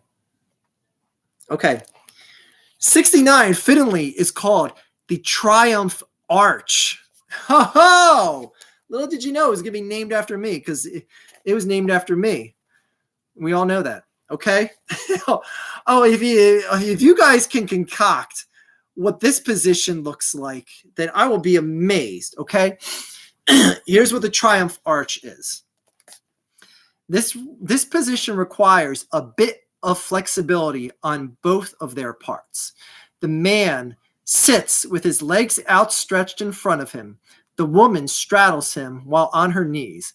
He penetrates her while she is still upright, and then she leans backward until she is lying down. He then leans forward over her torso. There is still a lot of intimacy in this position and a lot of skin-to-skin contact. So if you can figure out this contortionist, like I honestly don't have the flexibility to do what is in this picture. Okay, so those of you that just came into the room for halftime to check in on the show, welcome to the Archfiend sex position discussion. Okay, so now out of 1 out of 10, does your vision of this sex act resemble this? Look at this guy. Do you realize this is feet? This is his head. That's his feet. Like, the hell is going on here? I would tear my hamstrings trying to do this. Shit. What did you just walk into, Justin? This is sex education half hour during the halftime show. So 1 out of 10. Did your guy did your guys' vision of what that is even remotely resemble what that picture? God damn, my phone is laggy as hell on this stream.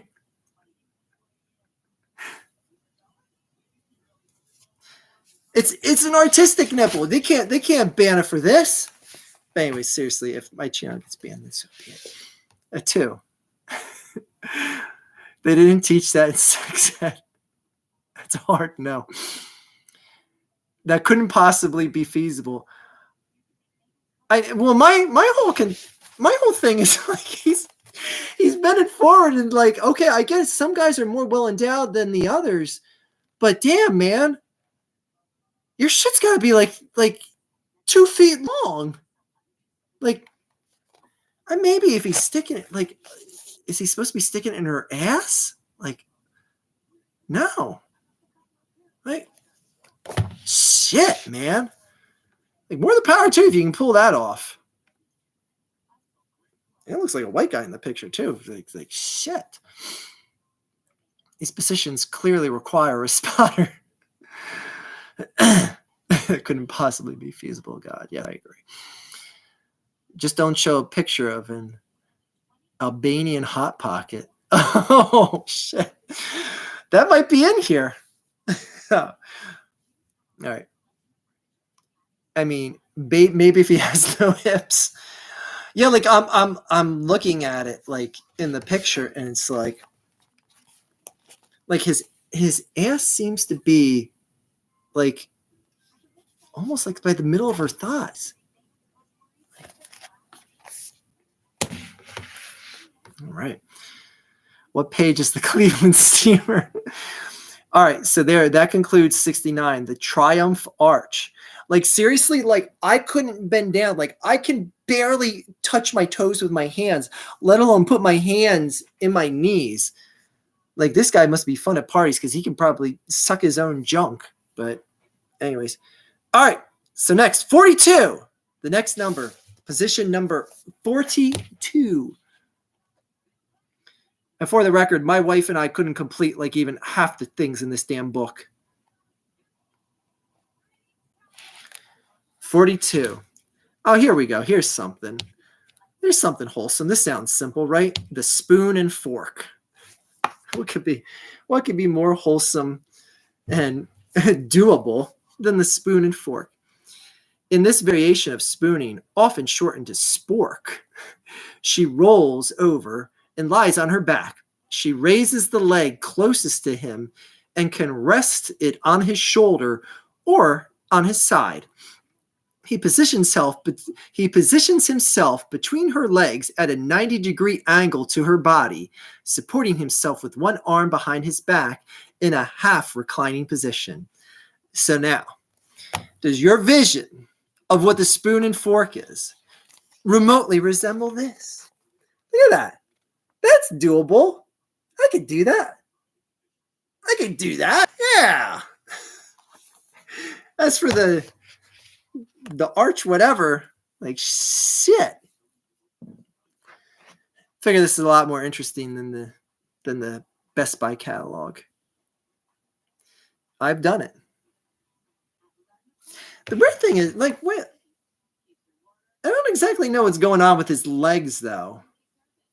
Like, I don't know. Like, this is like, is he kneeling down there? Like, I don't know. It's like his leg and foot are coming up like this.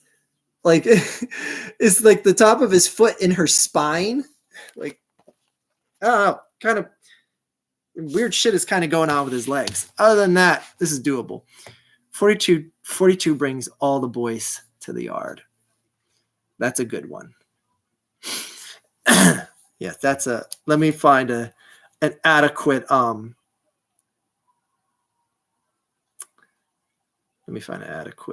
Bochamania.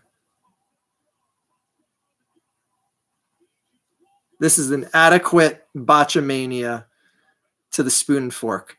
I'm hungry. There you go. Scott Steiner never said it better. Number 10, God himself.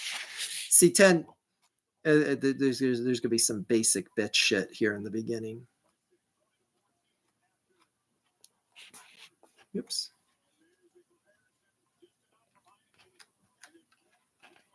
All right, God himself. Number 10, the classic missionary position. All right, so let's pick the next one.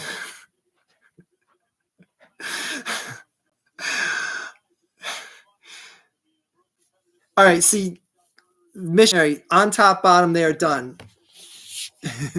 It's called the let's just get this done before the kids wake up position. All right, God himself. You need to redeem yourself and pick something that's better, because I'm not even acknowledging that with a showing. So God, please pick another number.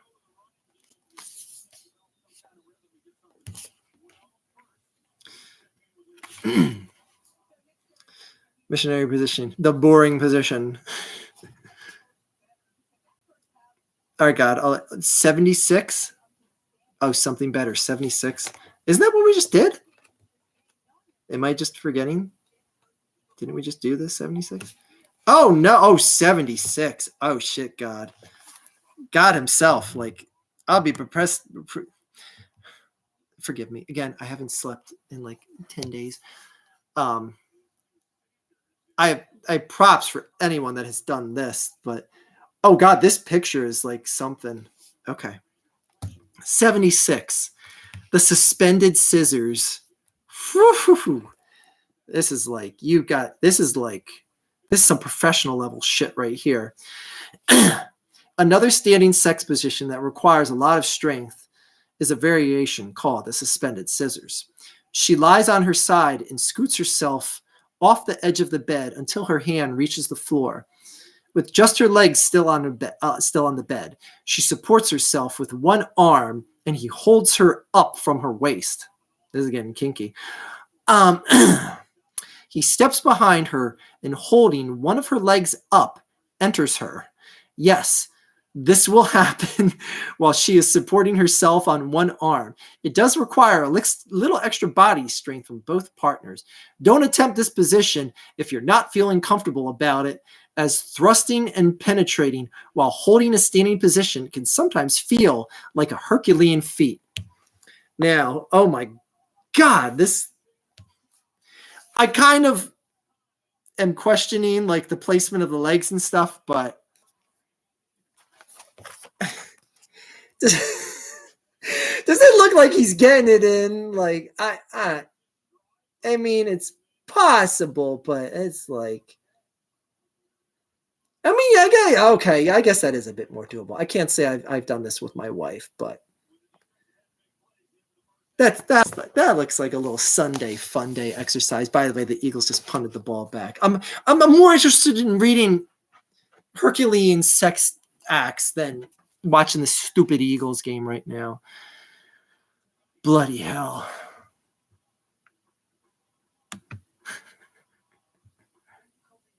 How can he stand like that on the bed? I think it's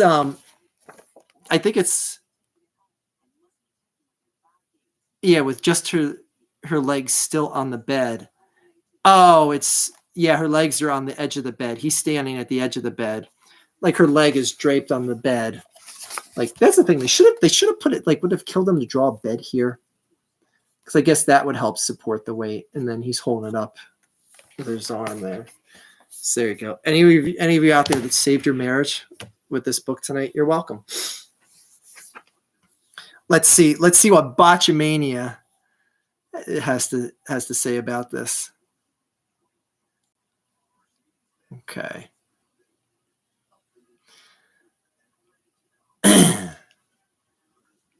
Oh. Bochamania, what do you think of suspended scissors? Well, look, it's head scissors on the head here. Where else would the head scissors be? Very good, Taz. The old head scissors on the head. But you know that I know that you're only half the man that I am. And I have half the brain that you do. Psycho Sid, circa 2000 or 1999.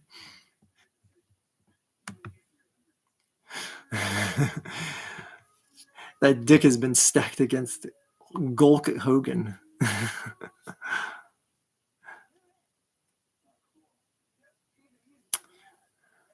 How many marriage-starved concussions prevent? How many marriage-starved? Jesus. Sorry, I took it off my phone. The chat off the phone. I can't read as well off the tablet here. How many marriage-saved concussions prevented if only they had bothered to draw the bed? Exactly. As for this game, shit. Like if the commies go up on 2 scores, like shit, man. That shouldn't even been feasibly possible. Well, the Eagles are going to be seen as a complete joke after this one if they lose. They already look weak. I mean, they already look weak. They already look like nothing to write home about tonight. I mean, just you can chalk it up to any given Sunday if they end up winning this and squeaking it out. But, man, just not good. Just not good. He started out so promising with a strip sack and getting a touchdown out of it. No burgers for Archie. That's right. 4 cheesesteaks for the Archfiend if the Eagles go undefeated and win the Super Bowl undefeated. Yep, 4 cheesesteaks on the line. Oh, well. Looks like no meat for Archfiend this year if the Eagles lose. Oh, well. Too bad. So sad. 3rd and 1. I'm sure the Eagles are going to do a big stop here and make an even bigger hole for 4th down.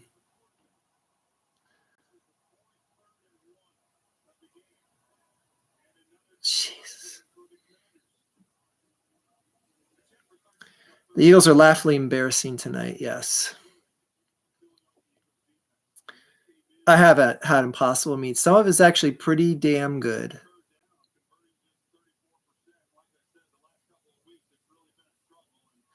There's a lot of like store brand stuff, like the I'm forgetting name brands now. No, the stuff that's in the green packaging, Nature something. I don't know. Anyways, they make this buffalo, the spicy buffalo wings that are like, I love them. Like I would eat them even as a meat eater. Like they're just they're banging. All right, come on. Can dumb penalties help the Eagles win the game now, please? That's about the only thing I can hope for now is that this Washington will dumb penalty themselves into oblivion.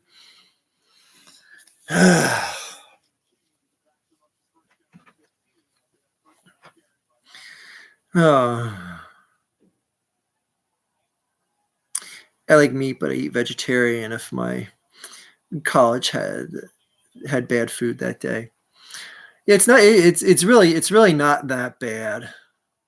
Like some of the plant-based stuff is pretty good, though I'd argue some of the plant-based stuff is less healthy than actual meat because some of the additives and shit they put in it are just absolute monosodium glutamate concentrate hell shit.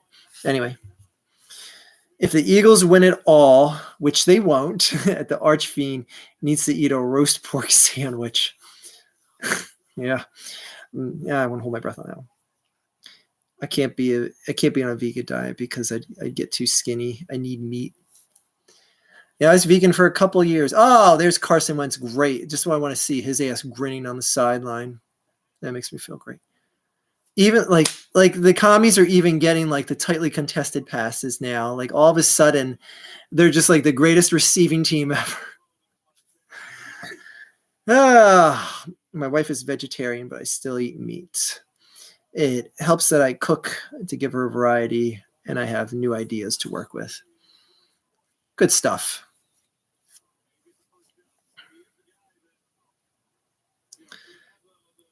Is he wearing his hot dog suit? My college served something called banana chicken. Sounds like something Elvis would eat.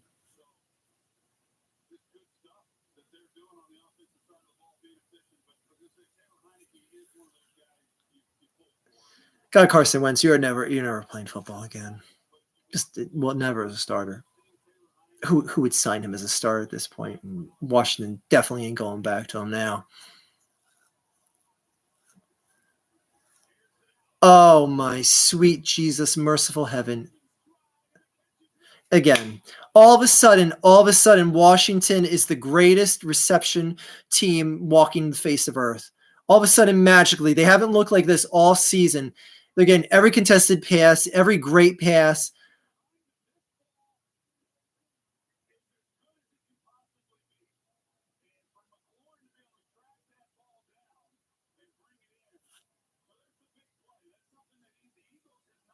Again, all of a sudden, magically for Washington, everything goes right.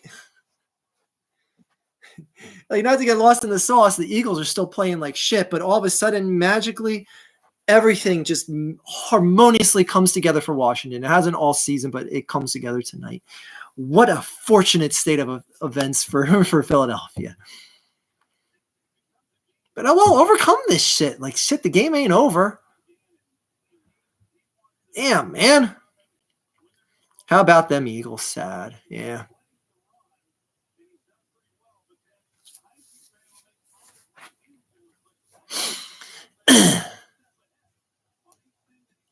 I don't get mad about the Eagles anymore. Ever since they won the Super Bowl, I don't get mad about them. I get heat and turn up and yell, but I don't get mad.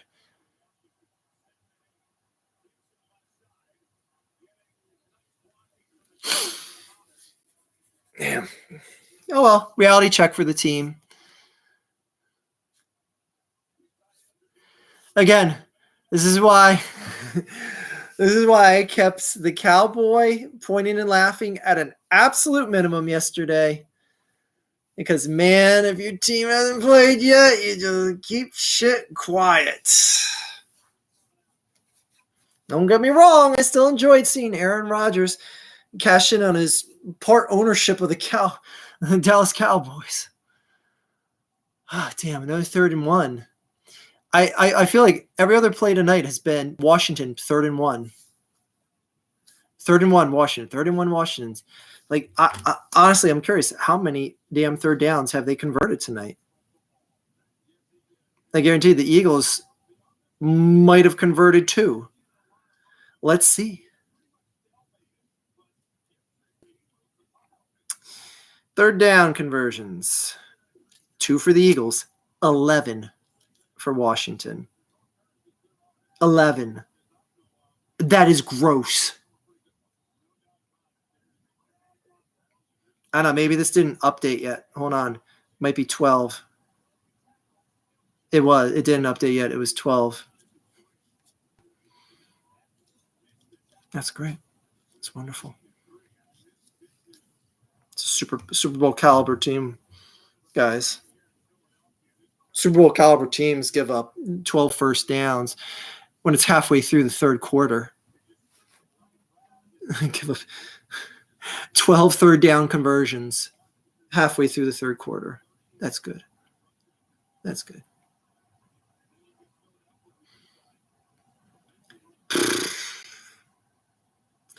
Still remember your video in your car flipping out and like, well, finally something didn't gel there. What the hell happened? How did Washington not catch that? I still remember your video in your car flipping out on the Eagles after they lost to the Redskins a few years ago. Yes. The team is primed to die video.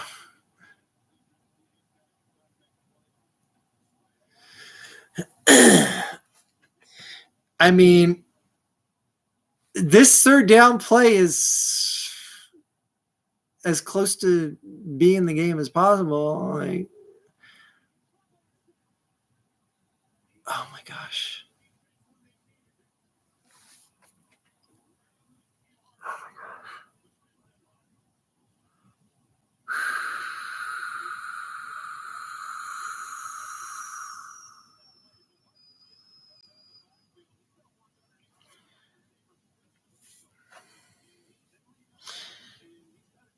At least the Vikings beat the Commies.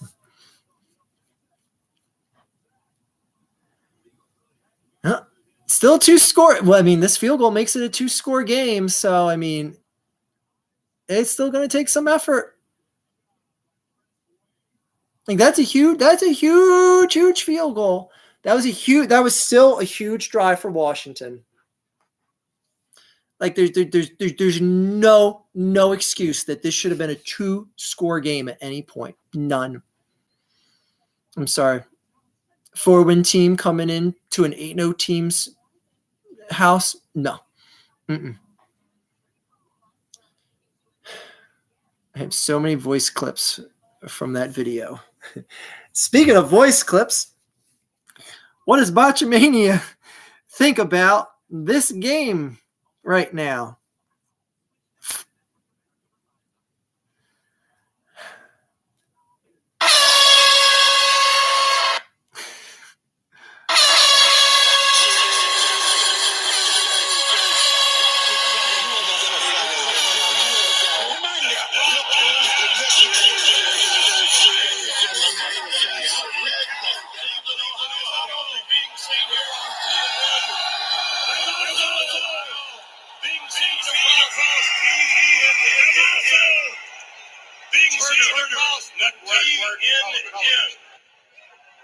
Turner network television.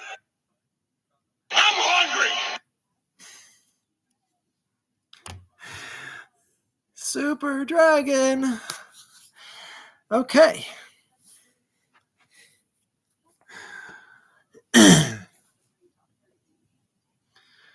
So, how about the Ukrainian war? Oh my God, Kherson liberated, or Kherson.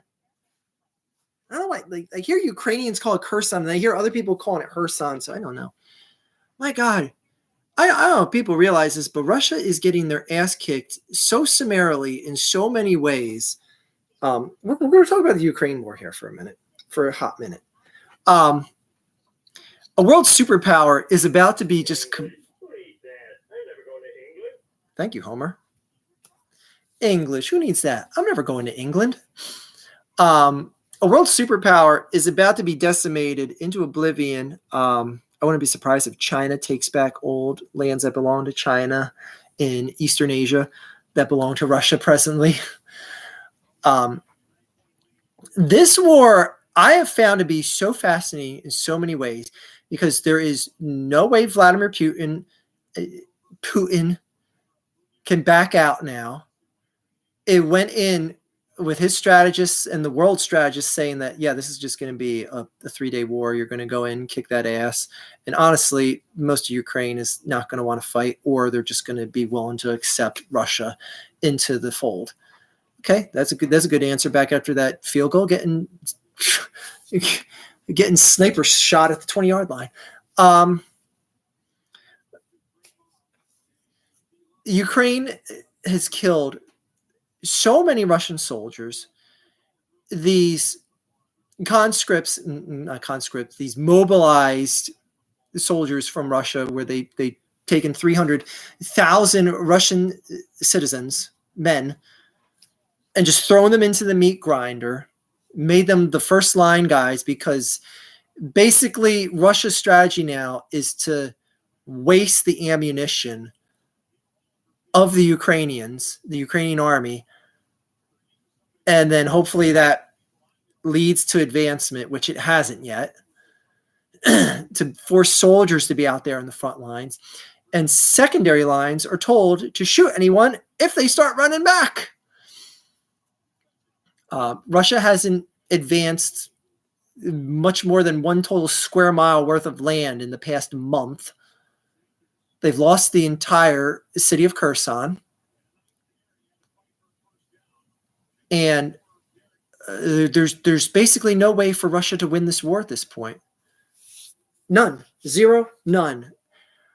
And I was someone that went into this war saying that Russia was going to summarily defeat Ukraine, and it wouldn't take much more than a week to do so. But it is such a crazy thing that they have no other recourse right now in Russia but to stick to their guns, because most of the people that were the most vocal people, the ability of people to vocalize the most in the streets of Russia, fled. They're not even in Russia anymore. They've had hundreds of thousands of people flee the country that were potentially mobilized aged people that would be the biggest rabble rousers and force change in Russia. So now Russia is just left with the most brainwashed, or the most incompetent, or the least likely to cause a ruckus. Like, it's insane. Russia has to keep throwing guys to the meat grinder unless the FSB takes a bullet and pushes it through this side of Vladimir Putin's head and pulls it out this side. Like, anything short of that, and the whole nuclear thing, Russia would have used strategic nukes by now. They wouldn't have taken the embarrassing loss of Kherson if they could have stopped it by using tactical nukes. And the fact that they didn't shows that they're not going to. And they're not going to try and re-advance and take Ukraine at this point, because they blew up all those bridges in Kherson.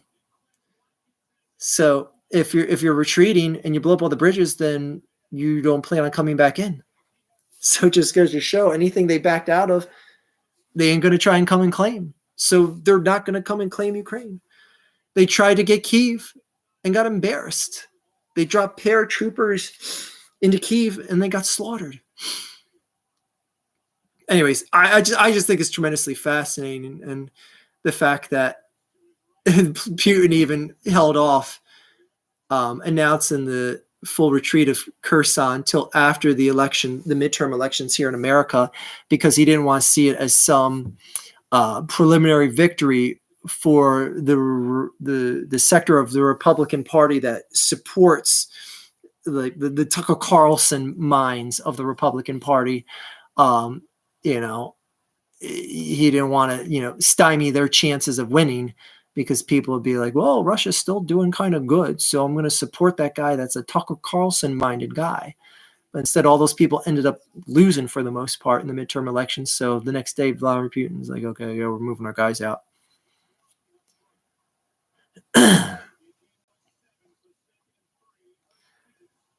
Oh, gosh.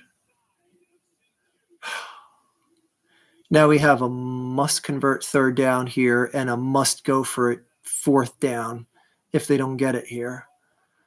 LOL,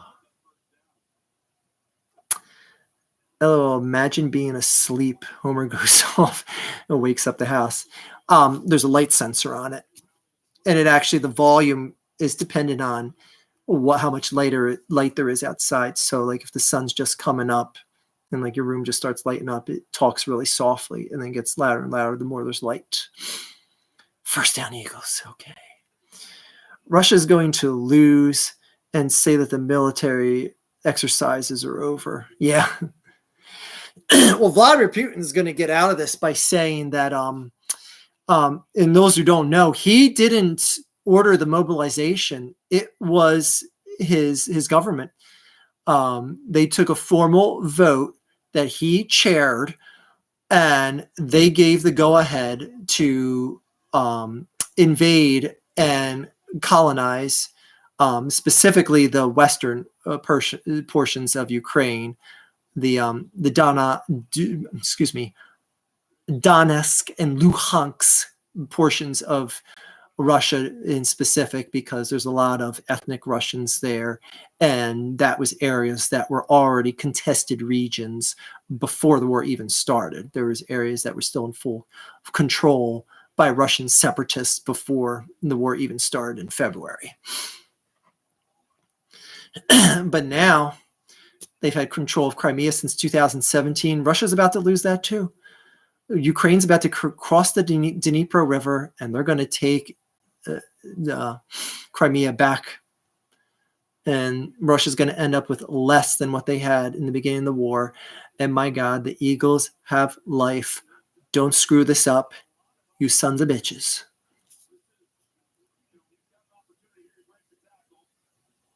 By the way, how about that Boogie 2988? Let's see if Boogie's view counts have been shooting through the roof. Because I saw he just had a video tonight about something about how to, dating guide for fat men.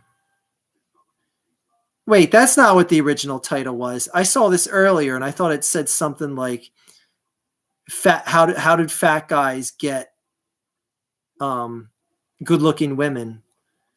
Okay, so he changed another title. Great.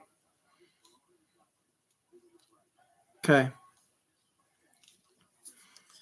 Let's see. Video 13 days ago, 19,000 views. 12 days ago, 21,000 views. 11 days ago, talking about 380 pounds, 81,000 views. So if he talks about being fat, he gets more views. Good for him. 7 days ago, 27,000 views. 6 days ago, 13,000 views. 5 days ago, 20,000 views. 3 days ago, 37,000 views. So Mr. $4 million subscriber, unless he talks about being fat, he can barely crack 20,000 views. That's good. Oh no, he had 37,000 views 3 days ago. It's okay to not be okay. At least there's therapy. Oh my God, is this going to be another? Like I didn't watch this. I watched the That Darn Irishman, by the way. If you don't want to watch Boogie2988 videos, watch that Darn Irishman, because he just does like hour-long recaps every month, just telling you what Boogie2988's videos were about and how stupid they were. I'm sure he's going to point out how Boogie changed his video title tonight. No YouTube empire lasts forever. But the thing about that, Justin, is Boogie had an empire he could have stretched for so much longer. And that's the damn shame of it. He didn't shoot himself in the foot. He shot himself in the foot, in the leg, in the thigh, in the knees, and then the same leg again, and the same thigh and knee. Oh, Jeff Larry coming out with the fans. Hello, my people. I eat common food like you do. I am rich multimillionaire guy. I shall enjoy an alcoholic beverage with you, chums. Whatever. Oh, the camera's filming me for the game tonight? Okay. Let me eat this fried pork they made for me. Cool, Jeff. Thanks for stopping by. Oh, catch and slash and swish and swing. No more Sixers song. This team doesn't deserve it tonight.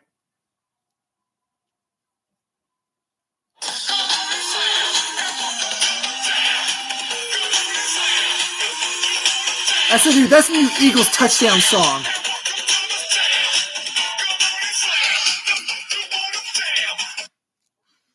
That's some old school Bochamania shit right there.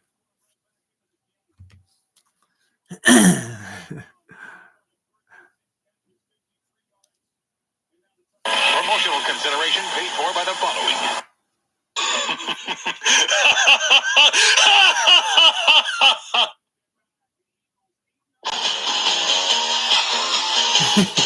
Send for the man.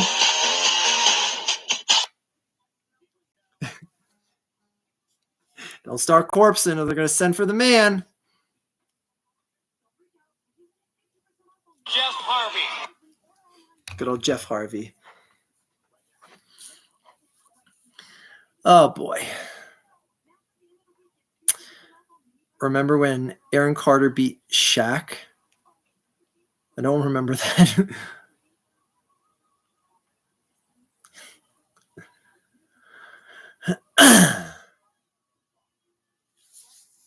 So I guess that concludes our Boogie2988 portion of the video. Oh. Did you guys see some really obese Eagles fan made a TikTok video about eating a cupcake, saying, I finally got my cupcake? Like, what a piece of shit. Like, he has got to be the absolute biggest piece of shit that was ever on the internet. The fact that he's now resorted to just joking about that shit. And I don't even mention his name anymore because he doesn't even deserve a free negative publicity. But just what a complete, utter piece of shit. But again, I wouldn't want to live in his shoes. So, you know, and people are like, oh, he's still getting views on TikTok. He's getting millions of views. I'm like, yeah, have fun living your life being the 500-pound pedo. Anyway, he got his cupcake and he's making big fat ass eating a cupcake video, making a joke about it now. Oh, just to have the balls to make a joke out of that. Like, I'm gonna show my haters. I'm gonna eat a cupcake. Like, it's like, no, you're still a disgusting pedo, fat 500-pound pedo. Anyway, he was always sus. He actually started doing interviews like with other YouTubers, but like if you bring up the cupcake stuff, yeah, no comment. Talk to my lawyer. He actually says, talk to my lawyer. Okay, like you have a lawyer. Can't even spell lawyer. Shut up. can too. Lawwer. That's a good. Do you think he could spell lawyer? I honestly, I don't think he can. I do not think he can spell the word lawyer. Like, I'll give a 12% chance that he could spell it just accidentally.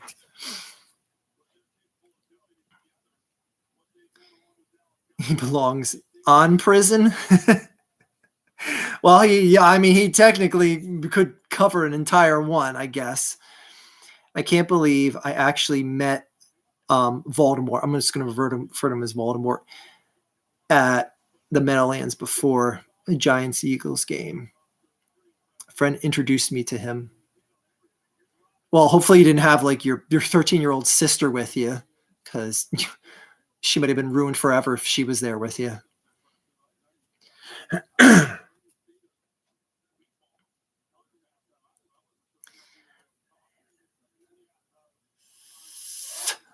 Now, we all know here, 2nd and 5.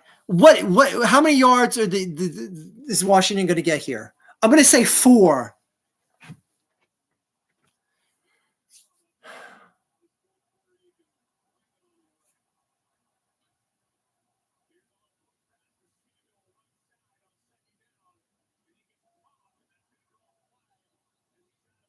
Well, he got the 4 yards, but he also got a penalty, which is going to move them down the. Oh my God! The dumb penalty. Shit! You got a chance to get back in this game. I mean, you may be shaking your head, Gardner Johnson, but come on, you're playing that way too aggressive out of bounds. Oh, that was a good camera angle. I saw everything there, and you led with your head too. Stupid ass. Helmet to helmet contact. You think you're going to miss that? What are you shaking your head for, asshole? You know you let in with your head to his head. Shaking your head like he did nothing wrong, you stupid ass. I don't get mad at Eagles. I just get loud. How's that a flag? He led with his head. You mean how's that a flag?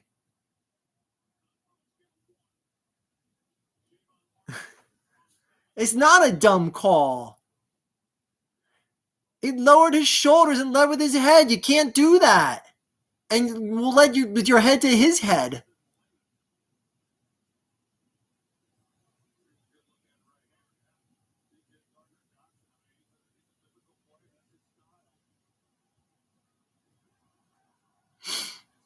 Anyway, whatever. Play's done.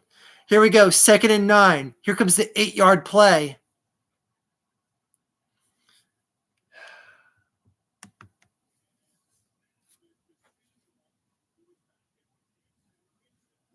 Well, he didn't get 8 yards.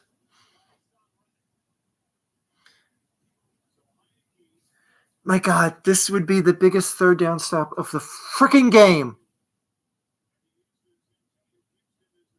I mean, they probably go for it on 4th because they're deep enough. Oh my gosh, I'm gonna cry. I'm gonna cry. Everyone, turn away from your screens. I'm gonna cry. Oh, no pressure in his face.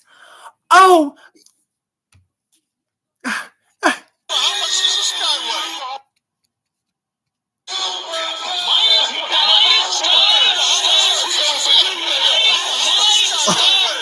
Booker, watch the mouth.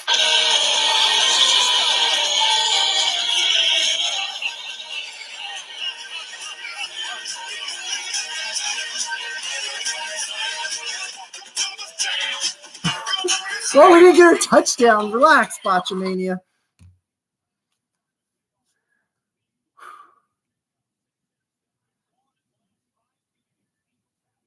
All right, well, that made up for that stupid penalty. Come on and slam, and welcome to the jam. Okay.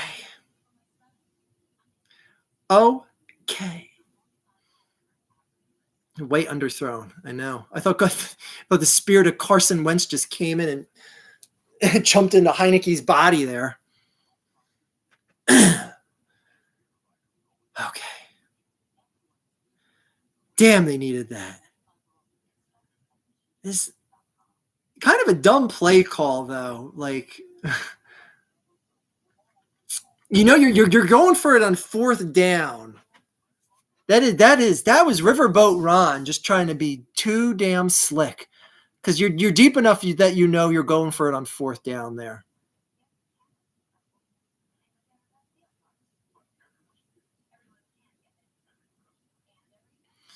Okay. Spirit jumped into Heineken body, yeah.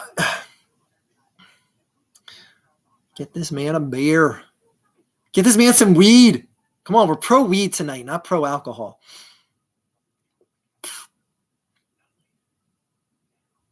Seriously though, I'm gonna get like 2 hours of sleep tonight, because around midnight is when the kid wakes up to feed. By the way, has anyone ever had the Snoo app? Anyone who's had kids out there, does anyone even know what the Snoo is? This thing tells you like how your kid sleeps. I guess I should explain.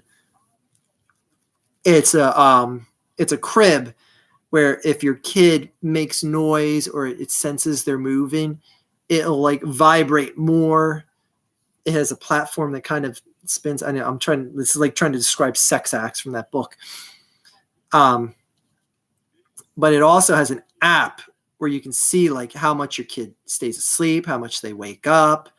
So those of you who want to be fathers, the blue is the kid sleeping. The red means the Snoo, since they're moving and tried to calm them down, it'll play sounds louder. It'll play like ambient sounds like heartbeats and whatever, ocean, whatever. So anyways, so you want to see what it's like to be a father? This is what it looks like when you put your kid to sleep, okay? Every time it turns gray is when you have to pick the kid up to feed it or whatever. The red means they were crying or moving. So the kid first went to sleep at, if you can see, 8:40 and got up for the day at 6:30. The total hours of the time he was actually asleep, 6 hours, 6 hours and 6 minutes. The kid went down at 8:48, was up at 6:36. Total sleep time, 6 hours. That's what parenthood is like, kids. You guys want to have kids? Welcome to the party, pal. How many times am I going to say that line tonight? Bonus points if you can name what movies that's from. Okay. Eagles, touchdown, back in control of this game. Yeah, come on. Like, hello, Miles Sanders. Can we like run? Like, just keep running the ball. Let's go.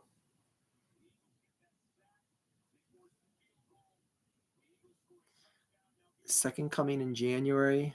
What's the name of the thing again? Did I miss something before?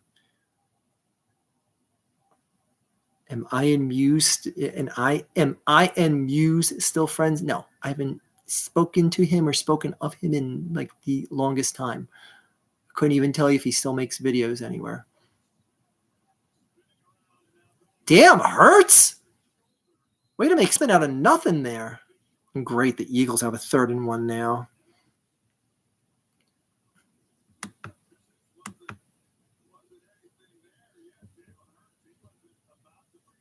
Muse is trans now.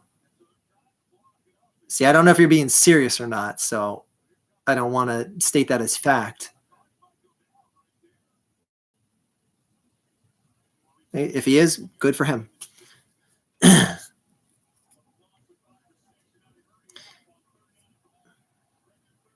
good. 3rd down and goal. Good play call, Joe.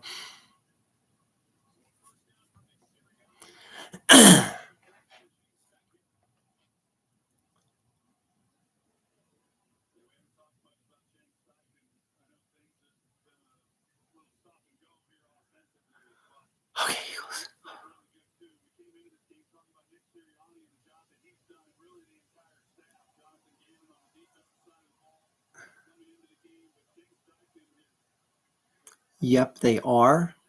Okay. I actually found your channel from Muse. He used to be the So Good.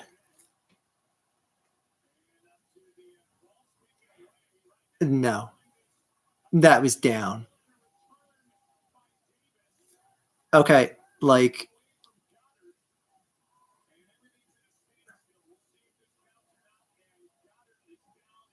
this is like a nightmare on like 7 different levels if this stands. Especially if Goddard's hurt.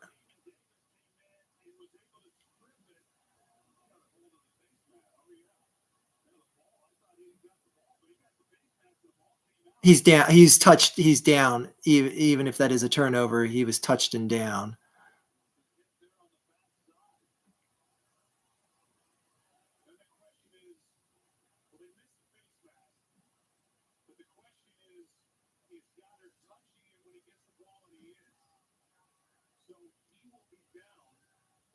I'm still gonna have an aneurysm over what's going on. That is very short field. They're already in field goal range.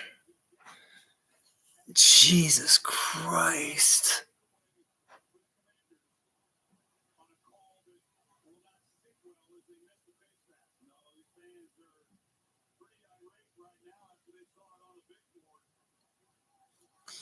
Whatever. Don't put yourself in a position where a game hinges on one missed call. That's what I had to say about the Cowboys no call yesterday. Like that is complete bullshit that face mask is mixed. But I'm sorry, but when you're an 8-win team, you can't have a game on the verge of a no call deciding it. I mean, granted, there's a lot more than what happened to Dallas because this is a turnover that shouldn't stand. But again, play a close game, then stupid no call burns you.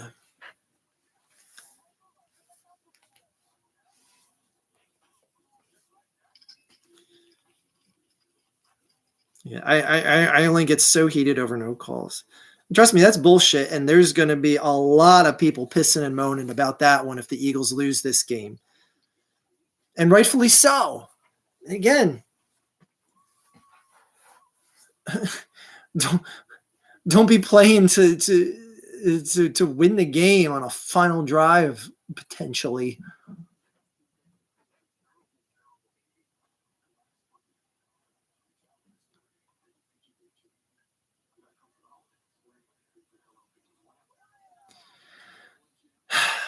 I mean, damn, a touchdown here pretty much ends the game if Washington scores. I mean, shit. And see, again, every Dallas fan's going to be like, all of a sudden you guys want to complain about a call. Where were you guys when we said that CD was pass interfered in overtime? Like, that's exactly what is going to happen tomorrow if the Eagles lose this game. Every damn Dallas fan is going to be like, oh, you guys are complaining about the no call in Dallas Goddard, but we had the no call against CD in overtime. Oh. That's why the Eagles have to win this game because I can't stand that stupid shit that is going to swallow the entire week. Like this call is going to be this no call is going to be the only thing talked about from this damn game now if the Eagles don't win this game. When there should be 1,000 other things to be talked about.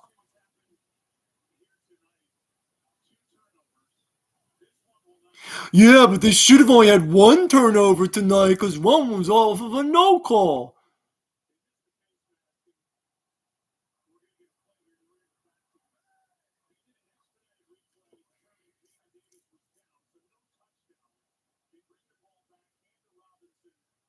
Washington should do the right thing and just fumble it right at that line.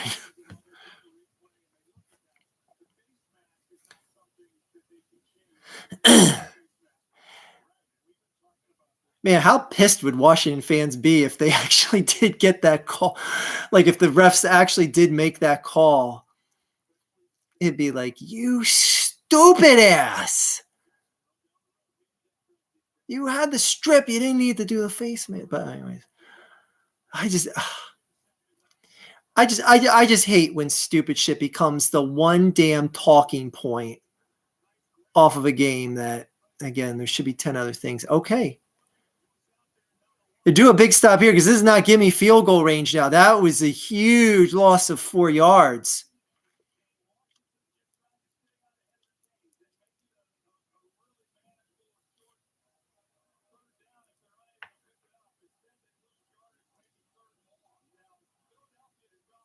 Let's go.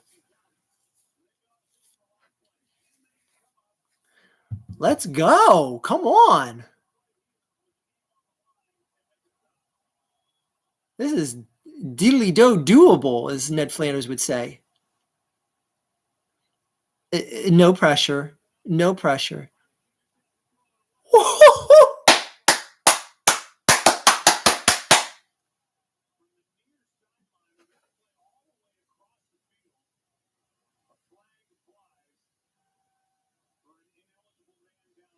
Okay. I was like, man, there better not be some dumb shit defensive pass interference 50 yards away from the play.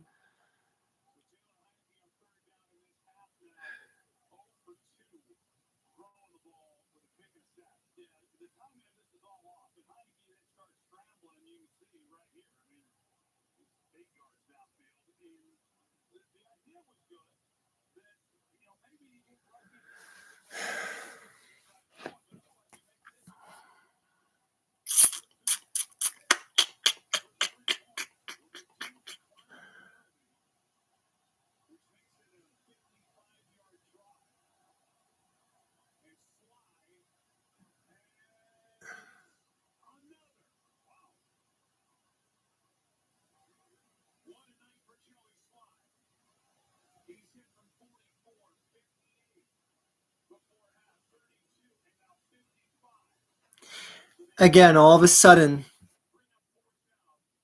they have this guy making the best kicks of his career, the best kicking night of the season for him, magically happens tonight. Magically, out of nowhere.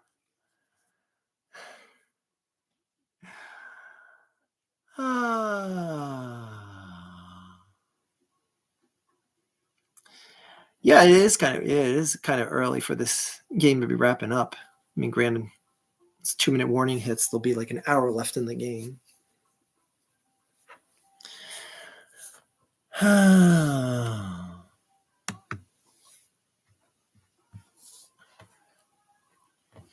Oh, this team.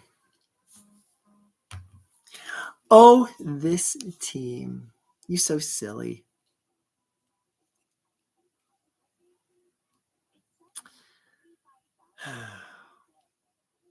Fuck to Ted DiBiase. Right? We all hate Ted DiBiase.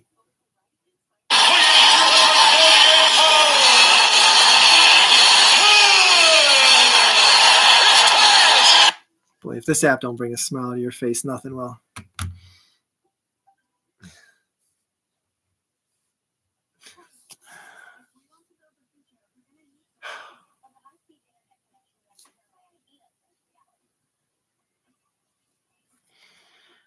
Eagles need to run the ball, kill the clock, end this.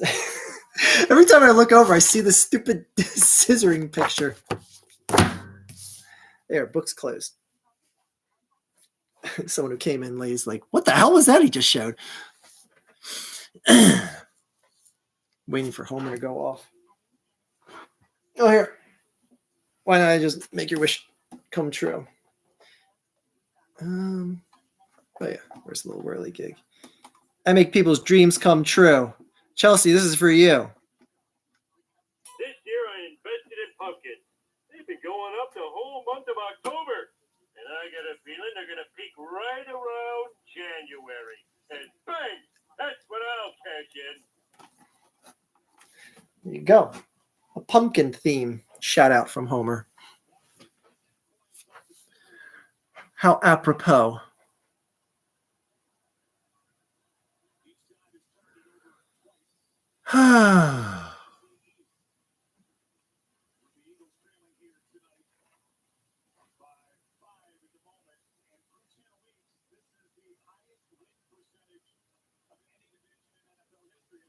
Giants.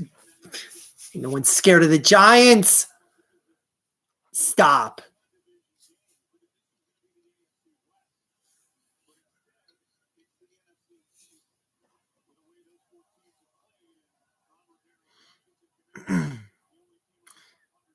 The Eagles is the team of man. Come back, they want to. Thank you, Dirk.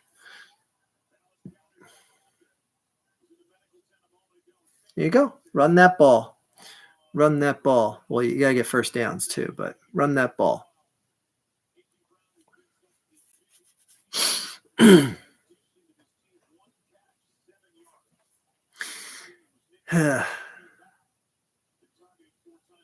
One reception for A.J. Brown. He should have had a 40-yard bomb.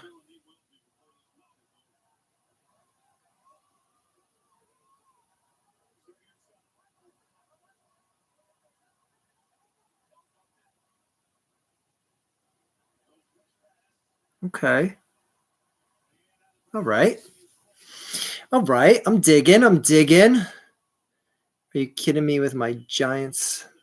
Miami Dolphins swarm all over them. Now, guys, don't fight. Keep it civil. How you doing? EYTPS.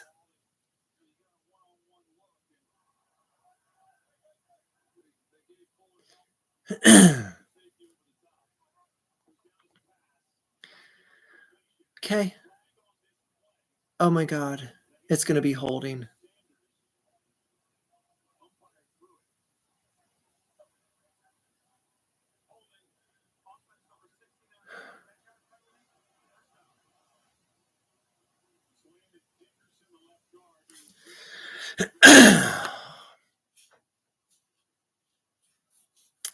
Yes, I did hear the Batman voice actor, Kevin Convoy, died. Rest in peace, my good man. I saw the meme with the Grim Reaper saying, I heard you were a good Batman. And whatever. I forget what it was. I can't concentrate. The Eagles are dying.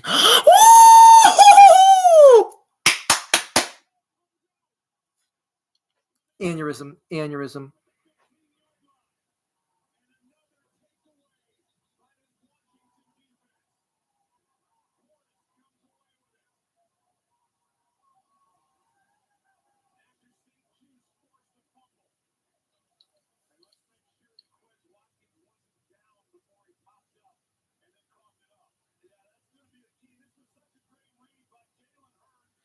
Someone please have touched him when he was down. Jesus, Quez. You get the ball so infrequently, man.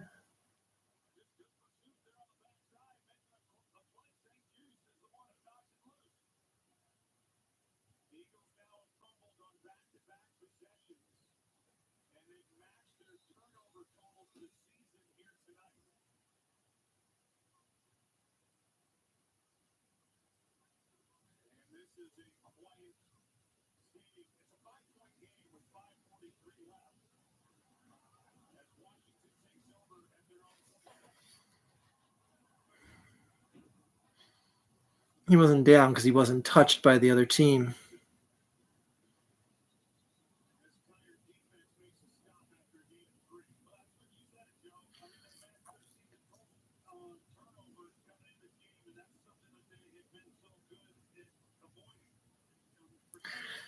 Putting the defense right back out on the field.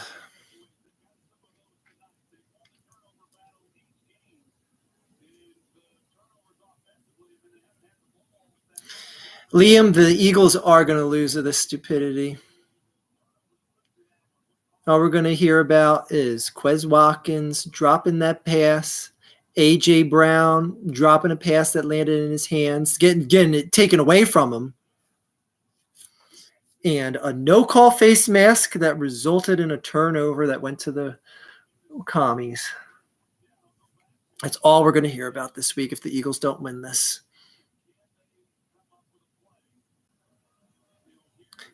The Eagles were going to win the game today, but then they got high.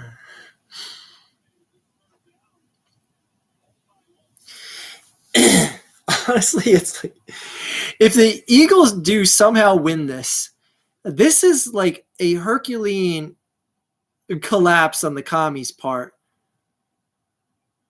Because it's not only that they got takeaways, but the takeaways were so huge for the Commies. Oh, yes! Beautiful yellow. Is this a makeup call?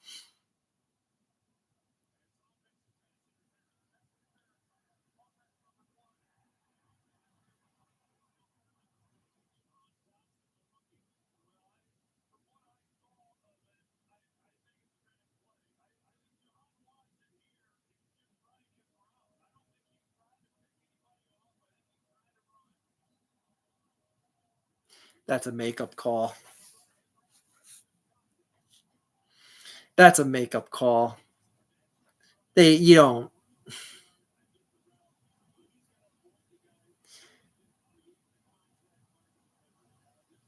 That's about. I don't want to hear anything about that no call because that was a makeup call, and that is a huge.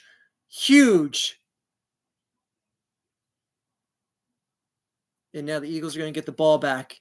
I don't want to hear anything about that Dallas Goedert no call. I'm sorry. Because that call just got the Eagles the ball back.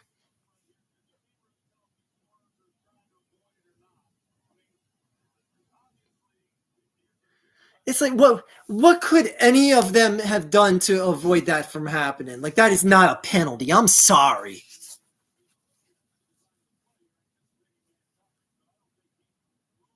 Like, trust me, there's times when that's intentional and it's a penalty 10 out of 10 times. That wasn't one of them. Anyway, Eagles got nothing to do but to do it now.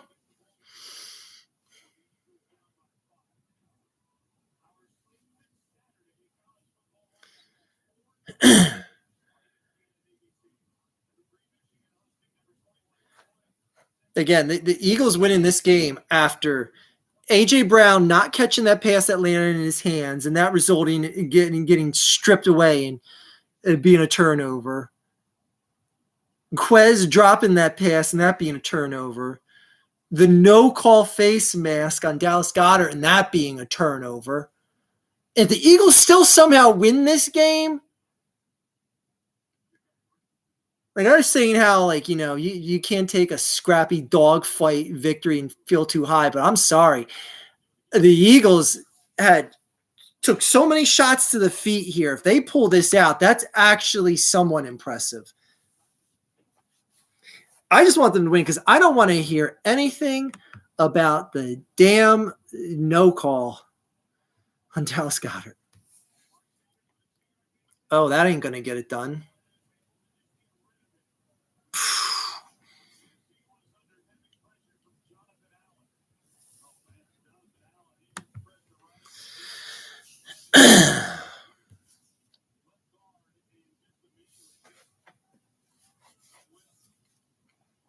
It's a must-convert third down.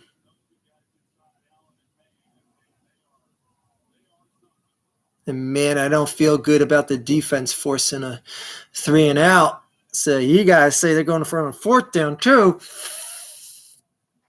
Damn, man.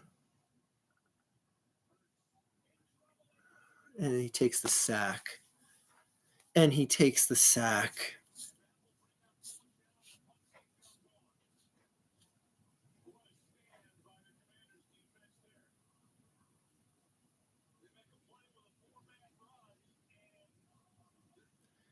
Am I the only one that is scratching my head as to why they're not going for it?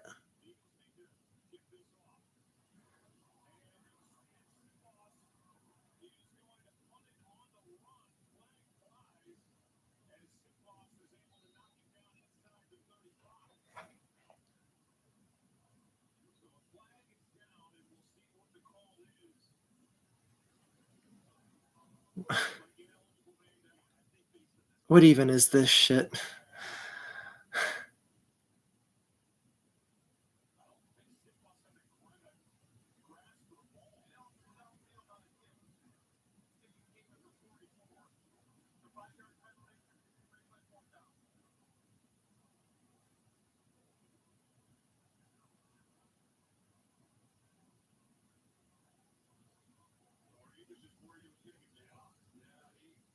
Oh shit. I thought that was like, go for the fake. If you see your guy open, do it. If not, kick it. But that shit was getting blocked. That was a good heads up play by Sipas. Too bad there was an ineligible man downfield.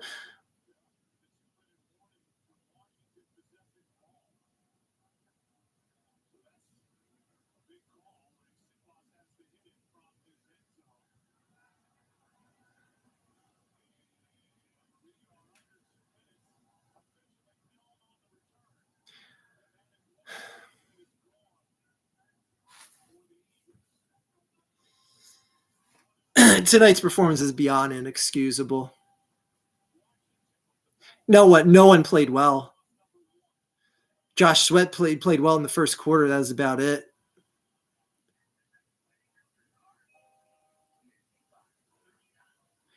No more MVP talk for Jalen. No more talk of Super Bowl and shit like that for the Eagles. Like they got to prove it. I'll believe they get there when they get there. I stop with this. They're the favorites to get there. The NFC. Like I'm done hearing that shit. If they get there, they get there. It's not like I'm rooting against them. I'm sorry. This is nothing. There's nothing that was remotely championship caliber out of the Eagles tonight.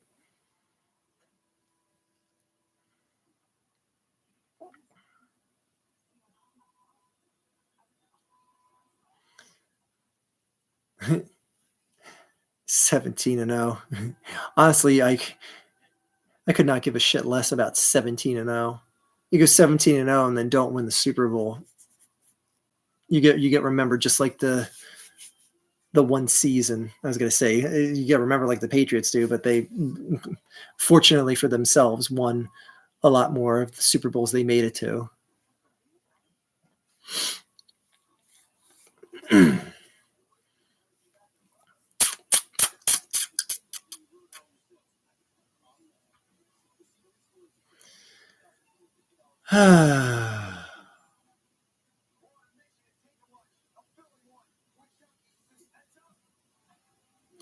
I sacrificed getting a couple extra hours of sleep for this. Not that I don't like hanging out with you guys. I have no problem with that.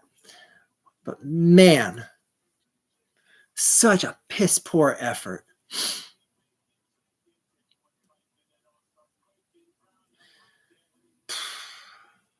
Still Super Bowl promise, but damn, this is embarrassing. Yeah, pretty much.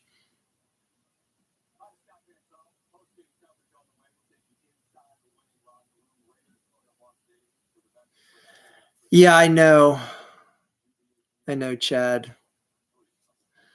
And that Steelers team, I was one of the loudest people yelling what a big fraud they were going into that 11-0 run. And pop quiz, do you know what team stopped them? Gave the Steelers their first loss in 2020? Well, I'll answer it for you. The Washington Redskins, which were their name at the time. Yep, Washington. And they're going to do the same tonight, potentially, unless the Eagles.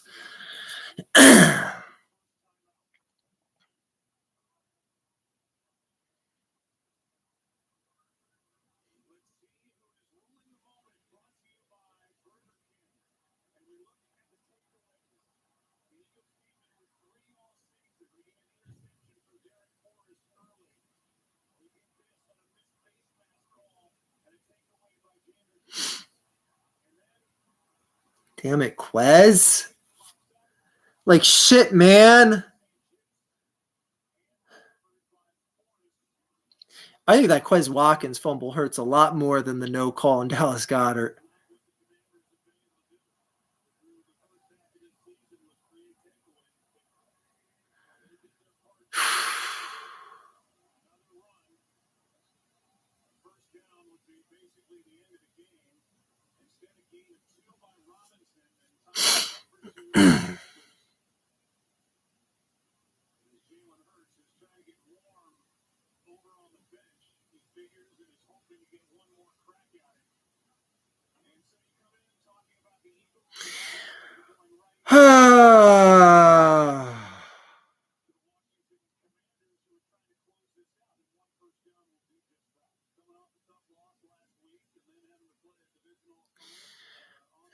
I'd say there's no chance they're going to pass here, Jimmy, but so much of what they've done tonight has been immaculate.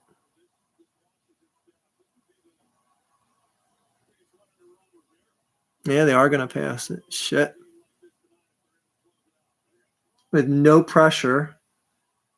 Oh, he just... Oh, my God! No!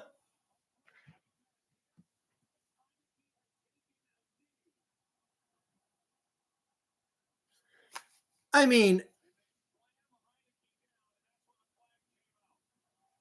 that was a good sell job by Heineke, but you can't touch him like that. You can't.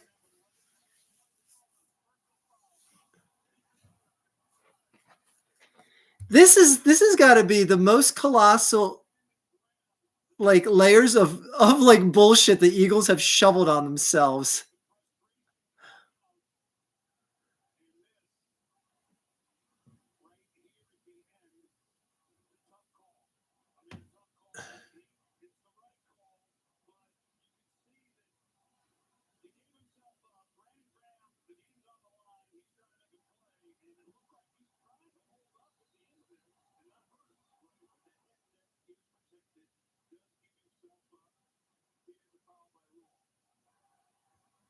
Jesus, that's how we go out. That's how we go out.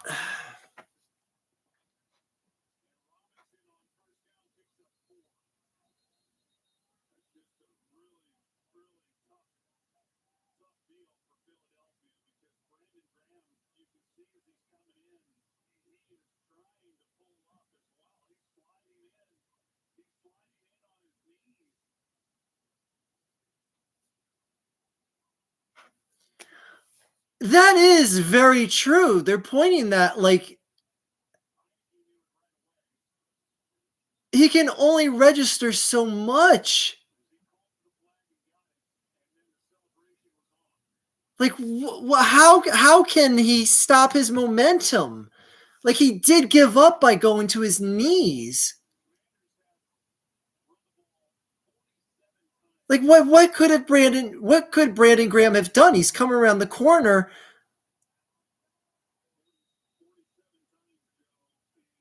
Man, what a shit loss to take. Wow.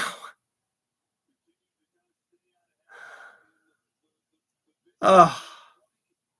Well, no cheesesteaks for Archfiend this year.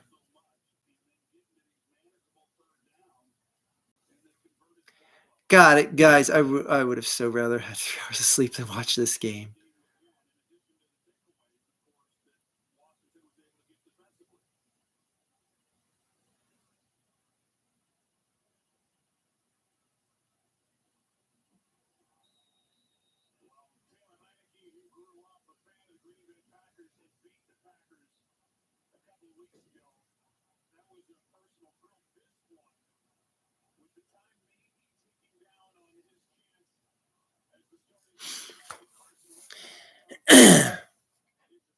I mean, you hate to admit it as an Eagles fan, but that was about the smartest IQ quarterback play to do in that situation. Like Carson Wentz should never touch the football for Washington ever again. That play was 10 times more intelligent than anything Carson Wentz has done in the past 50 years. he hasn't even been alive that long.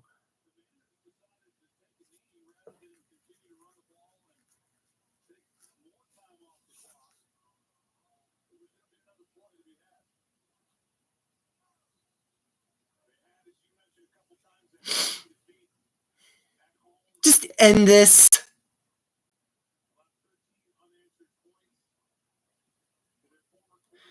I mean, that's reluctant respect. Like if you're a fan of Washington, you see your quarterback doing that. Like that is such a good split second high IQ QB play. Because 9 out of 10, 99.99999 out of 10 out of 100 times. There we go. Throw to Quez Watkins deep for one last play.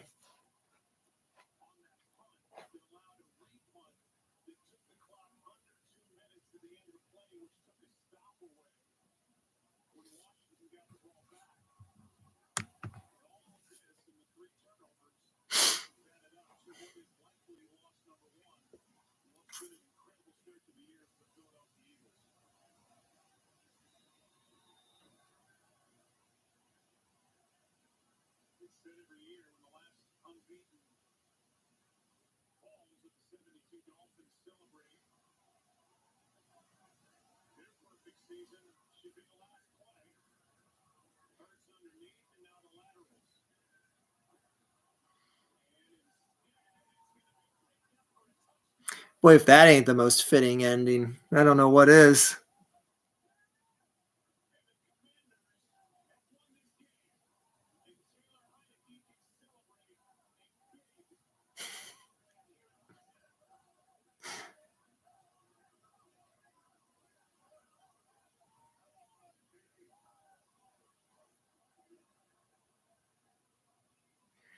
Eagles deserve, I mean, what else can you say other than the Eagles deserve to lose that game?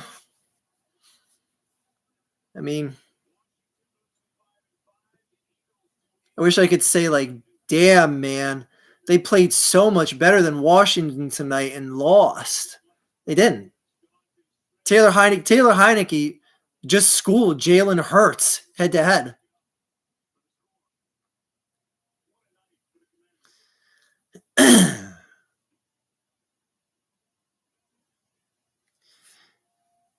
Yeah, you can't win them all, but man, like the talking points that are going to come out of this game are going to be absolutely insane because so many in Philadelphia and not Philadelphia fans are going to think they got robbed tonight.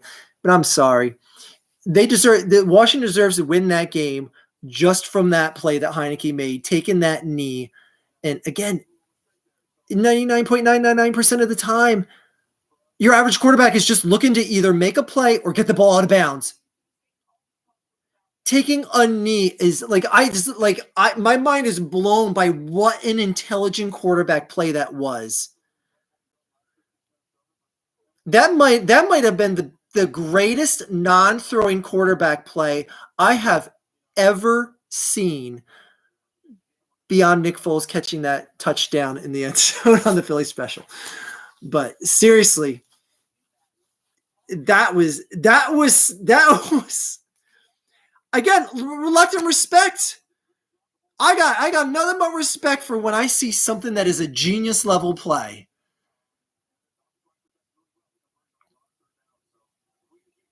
Plus, I'm a little bit satisfied knowing that Carson Wentz is going like, I would have never thought to do that. Some dumb country boy from North Dakota. I don't know how to do that shit. All right. Well, guys, I'm going to try and get a couple hours of sleep. Well, I'm going to get about like 50 minutes of sleep before my daughter wakes up screaming for milk. So thank you all for coming. It's been real. It's been fun. It just hasn't been real fun. Thank you for indulging the classic Sex Positions book. Those of you who weren't here for that, you have to rewind it and check it out. This is a self promo for everyone that came in late. Classical sex positions, halftime show. Be there. Thank you for enjoying the last video on the Archery channel, because that book is probably going to get my channel banned. So, anyways, good night. Take care. And go blue. Go Giants. They're the only team with heart right now in the NFC East. Oh my God. Oh, what is even this? Live to fight again another day, Eagles. The season's not over. Everyone, take a deep breath. That is all.